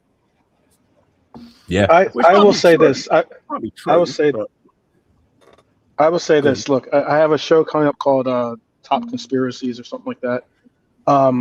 And basically, one of the conspiracies that I'm like almost on board with now is that I believe that Arne Slot is continuing his job not only because of what Jamie just said about the connection to Hughes, but also because he is and possibly is a yes man in the sense of, look, we all there's some of us that I know some of us have different opinions on Lucho. I'm not going to get into that subject right now, but but there was a report that Arne Slot wanted to keep Lucho. Now, if your coach is telling you that this is a player that he believes in, wants in on the team, and the likes, and such and such and such and such, but yet Hughes still goes a different direction in letting Lucho leave, then it obviously means that what Arnie has to say when it comes to actual personnel is very limited, and I think that it's a stark contrast because from what you've seen with Klopp. Now, why I'm bringing that up is because Klopp would fight for players like Robbo possibly to get an extension. Robbo didn't even get offered an extension contract that's been reported. But That's right. Klopp would have fought for that. Klopp certainly would have fought for that for Robbo, especially since he's fought for players that are older than Robbo. Okay, in Hendo or in obviously James Milner. So it is certainly a constitute of what this coach represents, and that is he's a company man, and it is that can be a little bit of an issue. But I mean, then again, you could see FSG wanting to, or at least Hughes or Edwards especially, Edwards having flashbacks to when he had to go up against Klopp in the boardroom, telling him, "I want this, I want that," and them going head to head against each other. Arne Slot's not doing that any longer, and that's an easier path towards those people in the administration part of the club being able to do what they see fit or what they see as the direction and vision of the club. Yeah, I agree with that. Yeah, I agree. Well, why would we fight for Robbo? Is not a Liverpool player anymore, man. He's done. I love Robbo, but he's done. Why? That's the problem. That's the problem with some of our fans, though. You Robbo hater. Keep this person. Robbo's done. Listen. Thank you, Robbo. You're going on a high. We love you. Put something in there in Liverpool. He's a legend. I don't mind. Time. I don't mind Robbo leaving after 9 years. I don't mind him leaving. It's time for him to go. My problem is though, if Robbo's leaving for only Kostas Tsimikas come back to be number 2, that's some bullshit. Then I'd rather keep Robbo for another year. Exactly. You know what I mean? And that's most likely what will happen. That's most likely what will happen. Costas changed back his logo on his social media back to Liverpool. Yeah, absolutely. Listen, a lot of Liverpool fans were slating Robbo when he was having a bad season and saying Costa should play instead. So don't let me do this. I know a lot of fans have been saying that. Costa's got to play. Robbo's done. He's finished. You know what I'm saying? I said it. Crab, why are you saying it like a lot of people? You know you were in that. You know you were part of that Robbo's group. my guy. No. He was back in Robbo. I'm playing with you. I'm playing with Robbo. I know. I'm playing with you. Robbo's my favorite Liverpool player. You understand? Robbo's a Then guy. I said we need to get Kirkes. And listen, I love Robbo. I wish I could meet him at some time in my life. But yeah, I just don't think he's that player anymore. I think go and enjoy a less hectic schedule with another team. That's just how I look at it. I think you're overlooking it though, because I think Robbo has definitely something left in the tank, and I think also there's intangibles that players have that people overlook. This is something that I've commented time and time again. I know I'll be called the romantic, but I mean, like, realistically, there are intangibles that certain players bring. I'm not saying that Robbo should be the starter. Kirkcast has now taken that mantle on. I'm not saying that he should be the starter, but can Robbo fill in as a backup, a left back? Absolutely. Even at a somewhat diminished state of what you believe Robbo plays at, he can still be able to put in performances in what you expect out of your backup left back, because that's what we're about to see out of Simicast. 12, you're assuming that Robbo wants to be a backup. You're assuming that. You don't know. Robbo still might think I'm a deserving starter. You're assuming the point is, you at least have that conversation with them. Yeah, that's all I'm asking. So there's no conversation. I'm saying you don't know that conversation. You don't know that answer either. And I'm just trying to say that if you have that conversation, then it's a different story. Because obviously he wasn't told this season that he was going to be a starter, because he wasn't. He wasn't from the gate. So obviously he was okay on board with it, because he ended up staying and even taking on the vice captaincy. That is true. Yeah. Yeah, I just think Robbo go start somewhere else, and that's good for him. You know what I mean? Go do it. The funny, like with Robbo, yeah, I don't actually blame Richard Hughes for not giving him a new contract. He's got 1 year left in his deal. He's in his 30s, and he's only started 7 games this season. Yeah. As a sporting director, would you really then offer that person a new contract? Don't really make sense. So I can see the reason of letting him go. I'm just fuming if it's just a player that we obviously didn't want. That's why we let him go on loan. Then come back to be the number 2. It just seems a bit strange to me. But that one is weird, yes. It just seems a bit strange to me. If you told me Luke Chambers was going to be Liverpool's number 2, I'd be all right, I hear it. You're seeing there's a player there you believe in that you think can be one day Liverpool's mainstay left back. But Kirkcast is only 21. Kirkcast could be here for 10 years, you know. That's right. Quite comfortably. So number 2 is either going to have to be someone like a Costas for the years to come, or a youth player. Because I just don't see Liverpool buying a left back at that price, 30 or 40 million again, competing with Kirkcast, because we don't really do that as a football club, do we? But that's also the thing, is that, like, so you're willing to have, again, this is just my perspective, you're willing to go in and say, okay, let's get a youth academy level player to back up Kirkcast. Because Kirkcast, just as you said, has probably a 10-year span of possible availability for this team, God willing, right? So if you're going to go with that frame of thinking, you're now saying that you're more willing to put the left, if something were to happen, you're more willing to put the responsibility on a young left back. You're going to have to get a veteran that you could get, 1-2 years out of, and then eventually bring in another veteran or something on those lines, because you're just right. He's a veteran that is willing to play a backup role at that age and stage of his career, and is going to be happy to play for Liverpool. Because realistically, if you get a youth academy player at 19, 20 years old, that's only a year, 2 years younger than Kirkcast. He's not going to see what's he going to wait till. That is Kelleher basically waiting to happen all over. So you have to get a player that is in the right age cycle to work out with Kirkcast, because Kirkcast is going to probably be your starting left back for the foreseeable future. Yeah. And unless you have someone that's willing to sit the bench, and play that role, and is capable of stepping up when called on, that is the conundrum. And I think that's not Robbo. Because you know what? Robbo could be that person for a year to 2 years. 2 years is pushing it, but put an extra year on his contract, I think Robbo could do it. And then you find someone suitable to fill in that role. You know what the difference is, 12? Robertson wants to be a starter. I think Simicast is happy to be a backup. No, I agree with that. I agree with that. I agree with that. I mean? He don't mind being the backup and coming on and doing his thing. Crab, he said it himself. He said it himself. He literally said it himself to Simicast. He said, if I can only play 20 games for Liverpool this season, I'd rather do that than go anywhere else. Right. He loves Liverpool. He did it. Yeah. Absolutely. But that's why I'm saying you need a Simicast, but you would need a player similar to Simicast's player profile to be your backup for Kirkcast. I hear you. I don't think Liverpool spends any money in the left back position. We don't. They got Well, way too many I holes. don't think so either. I think I they don't get think a so right either. back. I think it's A gonna right be back two they need cats. 100%. Because who Yeah. knows if Conor Bradley We can need ever two be right back. backs. I don't think. I think there was a reason Liverpool wanted Gachuda in January. I think Gachuda is very versatile in that back line, and Yeah. he's very versatile. And That would have been a good think- signing, I think. yeah, I think Liverpool going to spend majority of their money in the wide areas and the Yep. central midfield area.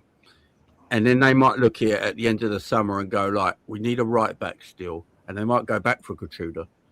You know, you could probably pick him up for like 15 million quid probably. And it might not be the sexiest of signings, but it might be a clever signing where he can fit in that right back. He's good defensively. He can play across centre back, left back, play that DM role. He's a decent footballer. It won't be a sexy signing, but it might be a clever signing.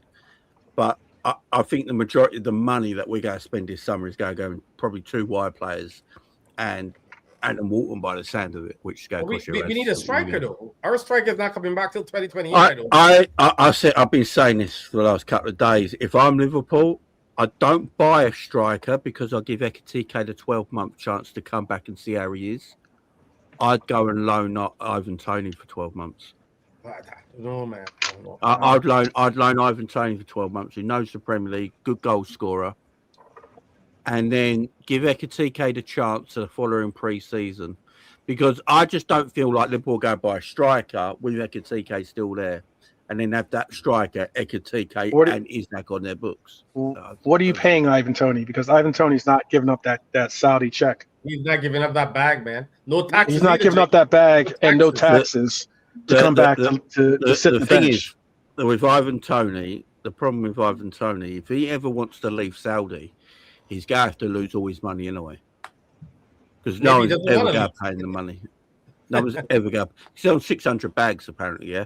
Even if he takes 100% pay cut, it's 300 grand. No one's paying that for Ivan Toney. So he's going to know he's going to have to take a big chunk, big pay cut wherever he goes. But if you can do a loan deal, I don't know. I think Liverpool have got to look. They've got to look into the market of getting a striker. We need one. You need a right winger desperately because obviously Salah's leaving. We need two right wingers. I think Cody Gakpo stays now this summer because of the injury to Ekitike. I think if Ekitike didn't get injured, I do think Cody Gakpo they would have listened to offers for in the summer. I think we're going to see more of Rio next season as the number one left winger, even at his young age, and also buy another left winger. They're going to need someone who can play left or right wing and also through the middle. What if they're not going to buy an Antoine Semenyo, Jamie? Why? Yeah, he would have been the one. He would have been the one. I would have loved Semenyo. Why are we going to go on and get Antoine Semenyo? Well, I would be surprised. Right side. I know David Ornstein said it won't happen. Oh, I still wouldn't be shocked if Liverpool went and got that was the signing. I was Gordon? Yeah, it wouldn't shock me. Anthony Gordon. It wouldn't shock me. Anthony Gordon, he's got a good relationship. But he can play center too. He can play striker because he can play that versatile. They're going to have to look at that. If they don't want to get a striker and buy one, because we know Liverpool work like that. They've got Ekitike on the books. He's out for a year. They're not going to get another striker and then have three on the books. They're just not. And he's so young too, right? He's still young. Yeah, and because we play with one, so they're not going to have three and pay all them wages. So I think they're going to buy a versatile winger. They should go in that central role. They should. I think. I personally think they should go in for a striker that they were in for before, and now the player is certainly interested in coming back to the Premier League. And I think they should go for Julian Alvarez. That's been my player that I've been saying they should invest in. How will they get Julian Alvarez when we got Ekitike and Isak? That's crazy. I get that, but then you make a difficult decision. Then once Ekitike comes back, or you can make the move on the player. I think Alvarez and Ekitike are quite similar, not in the skill set, but they're both not out and out strikers, are they? They can play that. I personally feel like Ekitike's like a false nine or that shadow striker just behind. Right, that's how I have him too. That's his position for me, and I think that's what pretty much Julian Alvarez is as well. I wanted Alvarez before we bought Isaac. He was my number one choice. I thought he just suited everything about Liverpool because I always thought about Mo Salah because I said it for years that I don't believe Mo Salah works well with an out-and-out striker because Mo Salah is pretty much a striker on the right wing. Mhm. And he's not that wide player that's going to keep the width, take on fullbacks, and get cutbacks and balls into the Right. box and crosses for your striker to feed off. And I've always had that thought. When you watch Salah at his best, he always plays better with somebody in the middle who's not actually a striker. Like when Cody came on for Isaac against PSG, Cody went into the middle, Rio and Salah off the right and left, and we created opportunities. Mm-hmm. Last year, the main striker we used last year a lot of the time was Luis Diaz through the middle, who's not an out-and-out striker. He's more of that he played more of the false nine role, which allowed Salah to, be the main goal scorer still. You look at Bobby before that. I think because of Salah's skill set, you got a striker on the right-hand side, wouldn't really work with Isaac. Now, this summer, you're not going to have Salah anymore, which I think you need to go and get a proper winger that's got pace, can go right foot, left foot, can go on the inside, can go on the outside. Doesn't have to be the goal scorer salaries. You still want him to get a few goals here and there, but he's really creating for the main striker. Who's that for you, Jamie? Who's that for you? Who was that for you? I like Yan Diamonde. Really? For 100 million? Nah, man. Since I never heard of him that much, right, before that. When we got linked to him, I started watching him a little bit. I think he's the next. I personally think he's going to be the next big winger that we talk about with the Doués, the Barcolas, the Kvaratskhelia and stuff like that. I think he's going to be that one in the next couple of years that a lot of people go talking about. He might cost us a lot of money, but we might not buy him. And in 2 years' time, he's doing it somewhere where you're like, shit, we just should have taken that chance because I do think there's something special about the kid. I really do. But then Liverpool might have a worry about having a 18-year-old winger in Rio and then a 19, 20-year-old winger in Diamonde, thinking they might both have to play. Is that too much inexperience in the wide areas? But Liverpool got to think what Liverpool got to do in the attacking areas this year. They got to try and work out how do you get the best out of Alexander Isak. He cost you a British record of 120 odd million. He's the guy they got to think about. How do you get the best out of him? And you get the best out of him with wide, quick wingers. Look at Jacob Murphy. Jacob Murphy just put everything on a plate for him all the time. No, like, is Jacob Murphy a quality winger? No. But Alexander Isak fed because of Jacob Murphy cooked the dinner for him. That's what you need. That's what Liverpool need. They need to get the best out of Isak next summer. So we don't need goal-scoring wingers. We need creators, providers. I agree with that. But we also got to keep Isak. That's why also I go for Elise. I like Diamande is talented, young, and that the whole X. But I'd also like to see Elise as well. Yeah, but 12, you doing unrealistic stuff there now. Come on, man. Oh, you asked me who I would like to see. I didn't say that necessarily. Yeah, I mean, I just said. Who doesn't want Elise? Come on, man. Seriously. Pops wanted Elise when he was still in Palace. Didn't get his wish. That's when we should have took him. The thing is, you definitely need wingers. We need a solid midfield player. I would bring Baleba. That's my choice. A breaker of plays. He could break up plays. He could pass the ball. Adam Morton, I don't know. I just don't know. I'm not sold. I like Baleba too. I think Baleba could be had. I think he could be that roughhousery in the middle. I honestly think that's what we need. You understand?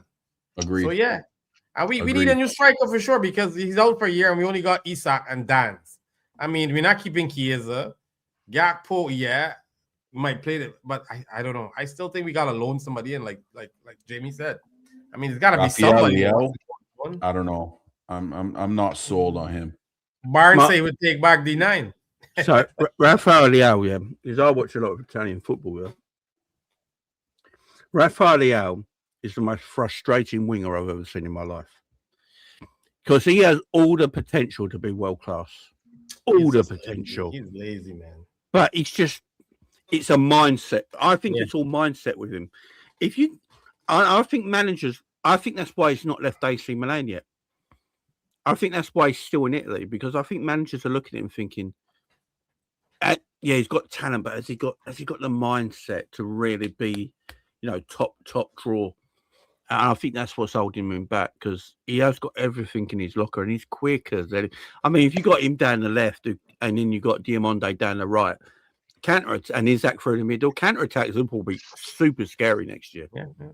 It's one of the reasons why fullbacks, when we play opposition teams, their fullbacks press Liverpool high at the pitch because they've got no worry about pacing behind them. Yeah. When was the last time we played an out ball? We don't So play out balls. Well, that's the thing about it, is that I know you guys are all talking about wingers and about our front line, and that'd be great to see a lot of those players come get added to the club. But before I left, something that I brought up. Look, I want to see Marmadas really succeed, but one thing one of the most telling things about what's going on with our team is, if we're going to play out from the back, we got to have a keeper that can play out from the back. That he could be a shot stopper, and it's all good. It's all good. I'm like John Wick too, but I mean, like, you're ghost, man. You're ghost.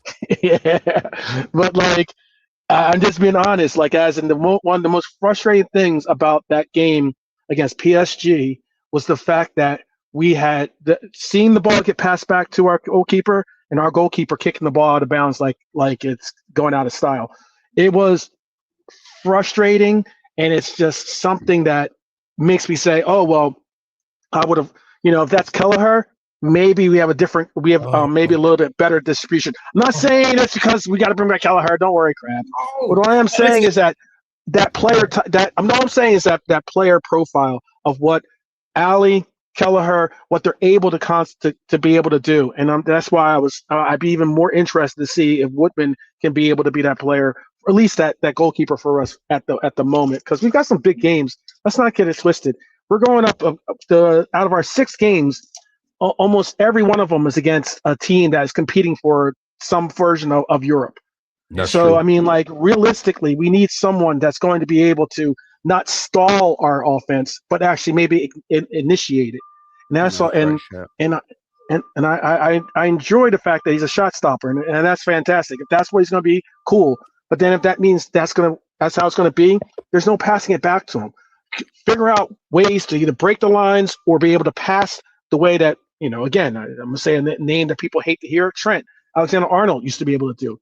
Throw out diagonals, be able to pick out players. I understand we don't necessarily have that in the player types of Kirkez or even Frimpong, but I mean, that's what we need, is some type of way of being able to generate this the offense, because of what Jamie's saying is we're not able to initiate a lot of that instant putting the defense on their toes, because we don't have a Lucho or something like that to be able to pass it to, be able to watch him dribble through players, or us be able to regain our shape because he's got the ball and then push forward. Those components aren't there.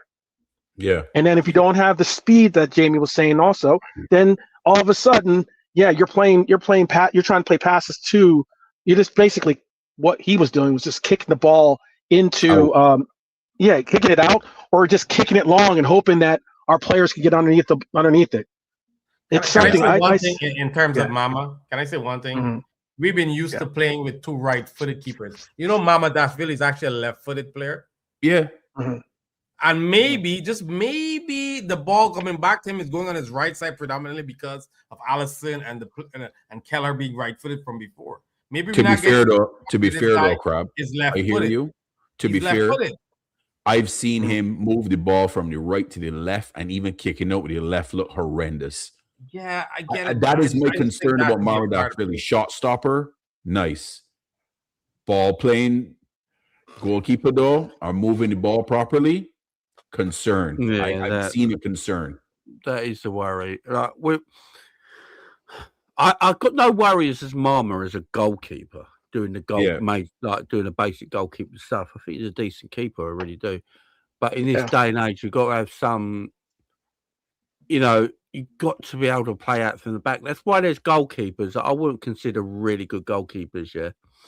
But, like, I don't know.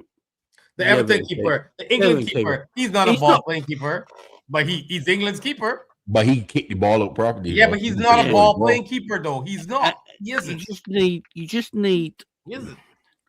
Look, I don't think Allison's kicking's the greatest. Agreed. Not He ain't gonna have but- strings and more dodges. Yeah, but it's still better than Mohamed Ashili's. Look, I don't think Liverpool go worry about the goalkeeping situation this summer because they know they've got other things to do. But the year after, obviously, they've got to talk about it because Allison will be leaving. But it's a conversation that Liverpool need to have in the next 12 months. There's no doubt about that. Is Mohamed Ashili that guy? You got to be a bit ruthless sometimes, you know. How was I think Woodman? Marmon's a You good think he got a kick goalkeeper. out? You just got to be a bit ruthless sometimes. Get the Woodman? right guy. How But was Woodman? If you are playing, like Ghost is right though, if you are playing with pace and you go stretch the pitch and make it nice and wide and press high up the pitch with that pace, yeah, force fullbacks back, you need a goalkeeper and ping it into the corners. You just do. You know, at the moment, if you notice, Virgil kicks everything. Yeah. Virgil Exactly. literally kicks everything, takes the goal kicks. Virgil literally stands on the halfway line as our DM at the moment. yeah, Playmaking DM and just pings it everywhere. So, yeah, if you get a goalkeeper who can ping it into the corners with pace in the wide areas, it gets Liverpool out of stuck. Because I've said this all season as well. I know a lot of people have a go at our midfield. I believe our midfield's overworked because we've got no outball in wide areas. Salah at his age, he likes to come towards the ball more than running in behind there. Cody Gakpo he's Cody Gakpo, but he runs towards the ball. Ekitike's not really a striker who runs in behind. He likes to come towards the ball. So if you're wide men and your striker are all coming towards the ball, yeah, and your midfield is Gravenberch, Bosler, and McAllister, like most times it is, they're overworked. They got no out ball. So the pass is always sideways, it's always backwards, it's always to the fullback, who then brings it to the winger who comes close to the halfway line, turns on it, can't turn on it, then has to go back sideways again. It's always that constant movement because there's no out ball. If you remember the FA Cup game against Wolves when Rio played high and wide. Even Gravenberch was doing whipped out balls out to him because he had an out ball for the first time. Last season, even if I wasn't the biggest Luis Diaz fan, I could appreciate his skill set. Last season, we'd throw a ball into the corner. Luis Diaz would just chase it even till it went out. He would literally just chase it. And when you got a player like that, even Darwin, again, not the biggest fan, he would chase it. Diogo would chase it. When you got them players who would chase the ball, even till it goes out, it means the team can move up the pitch. Liverpool can't move up the pitch because we just don't have pace in wide areas. No one goes in behind. And I think that's why he plays Frimpong high up quite a lot because it's the only opportunity he's got with real pace in them wide areas to try and get in behind and be an out ball. And that's why I think Frimpong gets caught out a lot of fullback. So if you get a proper winger with pace next season, I think Frimpong will look better. Yeah. Spot on. People, Tarmizi, if you want to check out some good columns, he writes in there. Hit his Substack at Tarmizi. Oh, he's writing for Substack, is he? Look at him. Yeah, Big up Tarmizi, man. he's written a couple. I've read them. Pretty good. Pretty good. So support Tarmizi. I only write in Playboy, man. Of course, I have wrote many things for Playboy. we don't expect anything less. That's my favorite magazine, man. Can't go wrong, man. Quality, man. No good articles in there, man. No good articles in there. Are you gonna watch? Appreciate Are the you gonna articles. stream the game tomorrow, Jamie? I don't know yet. I don't know what I'm going to do, man. You know what? I might get up Sunday morning and feel like, oh, you know what? Sunday, I'm feeling it. I'm feeling it. Sunday morning, I'm going to my breakfast with the kids, go for a little walk, and then come home and go, you know what? Yeah, I feel it. I'm up for it. I might wait Sunday morning and think, fuck it. The kids can walk themselves and go back to bed. You know what the funny thing is? I'm actually more excited to watch the City game. Yeah, because if City beat Arsenal, I think City walk the league. Yeah, I'm actually more excited to watch our game. Sad to say that, but it's true. I think that was I think- my only joy this season is seeing City win the league and Arsenal tears. We might only joy this season. I think if City beat Arsenal on the weekend, I think City go on to win the league. Yeah, Because if they beat Arsenal and then they beat Burnley in their they game, got now, Burnley they go- midweek. Yeah, yeah, they go level points, don't they? 70 Yeah. points with Arsenal. Do you know Arsenal's mentality after that will go? Yeah, and Arsenal's game after City is Newcastle. Yeah, and they got West Ham away, yeah, Arsenal as well. West Ham fighting like a crazy. Yeah, it's a tricky game, man.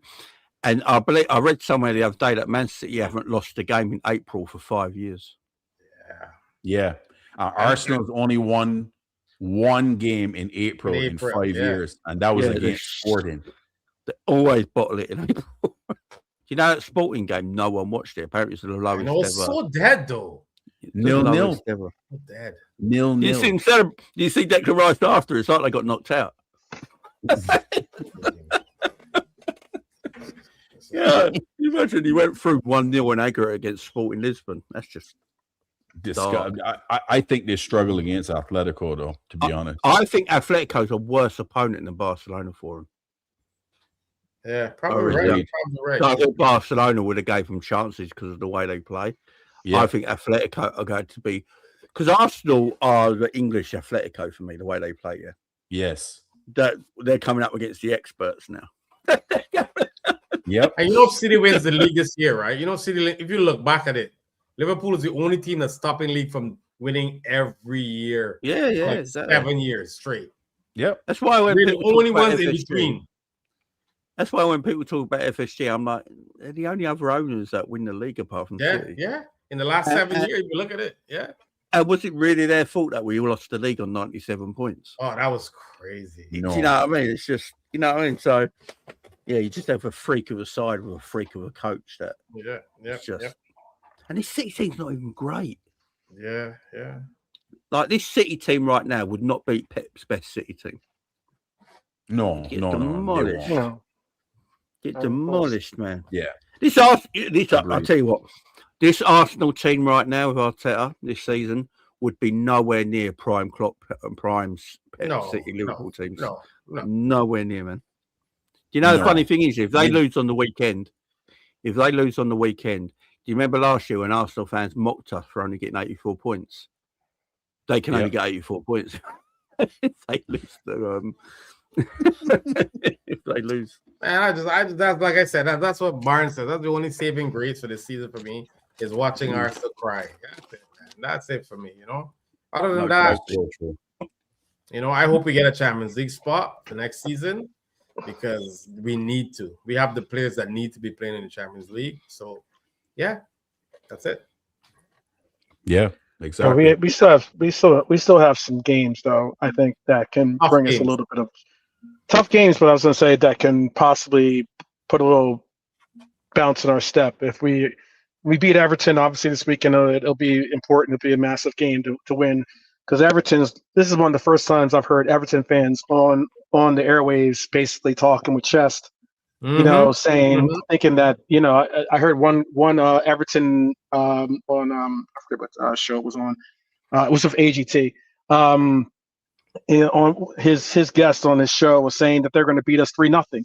So I mean, like as in, it's one of those cases where it's like it's scary to hear some people, you know, to be at this state, be at this low state of the Liverpool arc. But I also think that if we can put Everton in their place, that's fantastic. But I'm just looking at the team I want to properly humble is United. I really want to humble United. That is Oh, you mean pay back? massive. You pay back. Yeah, that is massive. Massive. In a weird way, yeah. You actually want United to beat Chelsea on the weekend. Yeah, because that helps. That keeps us distance. Because if they beat No, you want them to draw. I think I want them. You want them to draw. I want them to draw. so what are we right now? 1 point in front of them, yeah. No, we're 4 We're 4 points. in points. front. So We're we're 4 4 points. points in front of them, yeah. Right. Say Man United beat Chelsea, yeah, and then we beat Everton, so that puts us what 7 points clear, yeah. Yeah. That puts us. I 7 want to points catch clear. United though, Jamie. That I want it to is catch the thing. United. So we'd still only be 3 points behind United. Remember, and Yeah, we've got United to play. it also means being a 7-point gap between us and Chelsea and everyone else probably. That means we could drop, even if we drop points in 2 games and win the rest, we'd probably still get Champions League. And then if we beat United at Old Trafford to equal their points tally, it'll even be even more nicer, really. And then if we end up finishing third after this shit season, how bad we've been, and they only played once a week and we still finished above them, that's just crazy. Yeah. We You know can't. what? I just think you can't. You just can't let. Sorry, Crab. I was going to say real quick. Go ahead, You just can't let United do a double over us. That is sacrilegious for them to be able to win at Anfield and then beat us at Old Toilet. There's absolutely no way you want that to be in the stratosphere because it's bad enough. United feel as though third place is a title for them already. Mm. Imagine if they beat us. You think they're back? They think they're back. I want to humble Yeah. them so They badly. got humbled last week, bro. Trust me. Leeds stop brought them back to earth.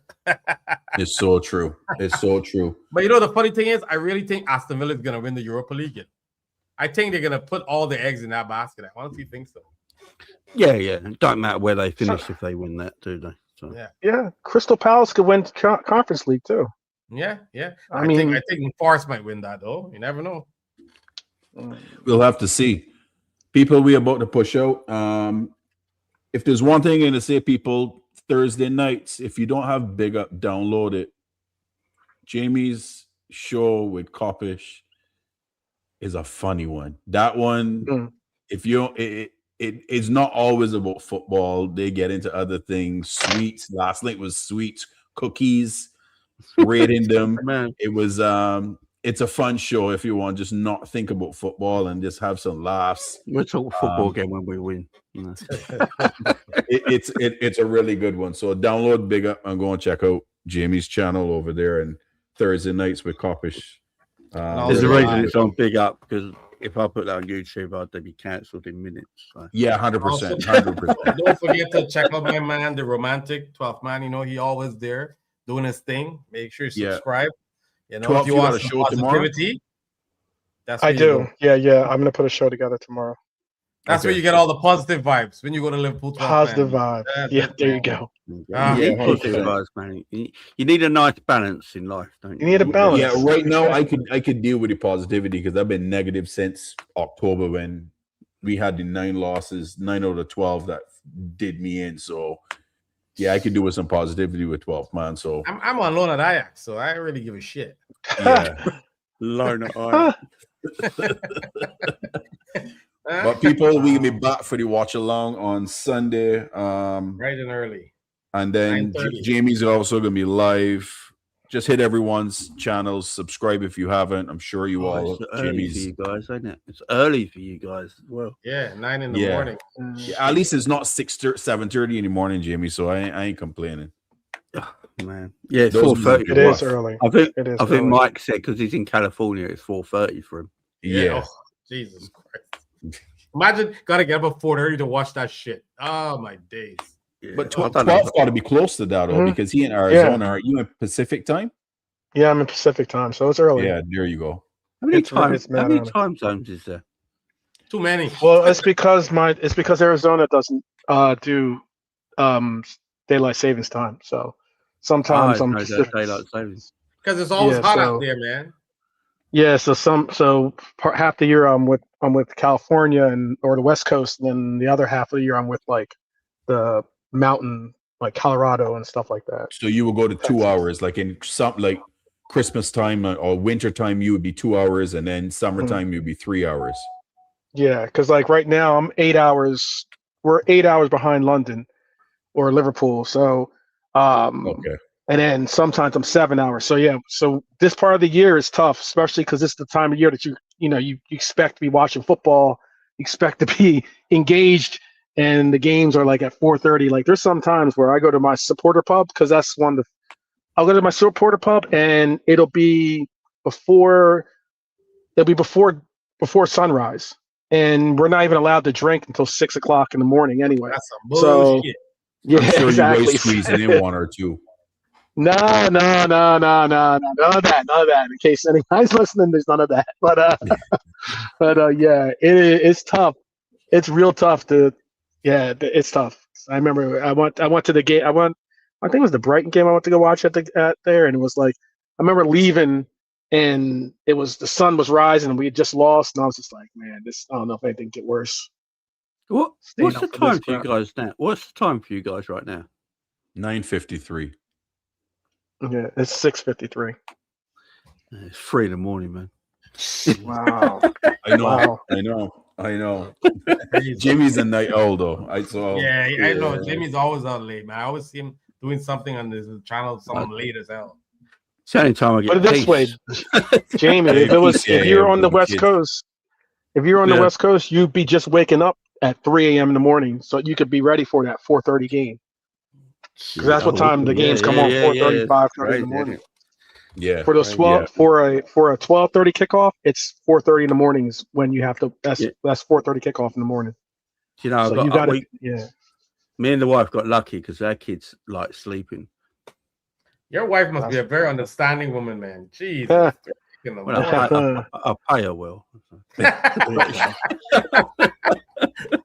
On that note, fellas, Wow. Jamie, big up for coming on. 12, Yeah, man. Love as always. yeah, People, man. make sure you support all the fellas channels. Hopefully we win against Everton. We better win. Love to you all. Everyone have a good night. And we out. Peace. Peace. Peace.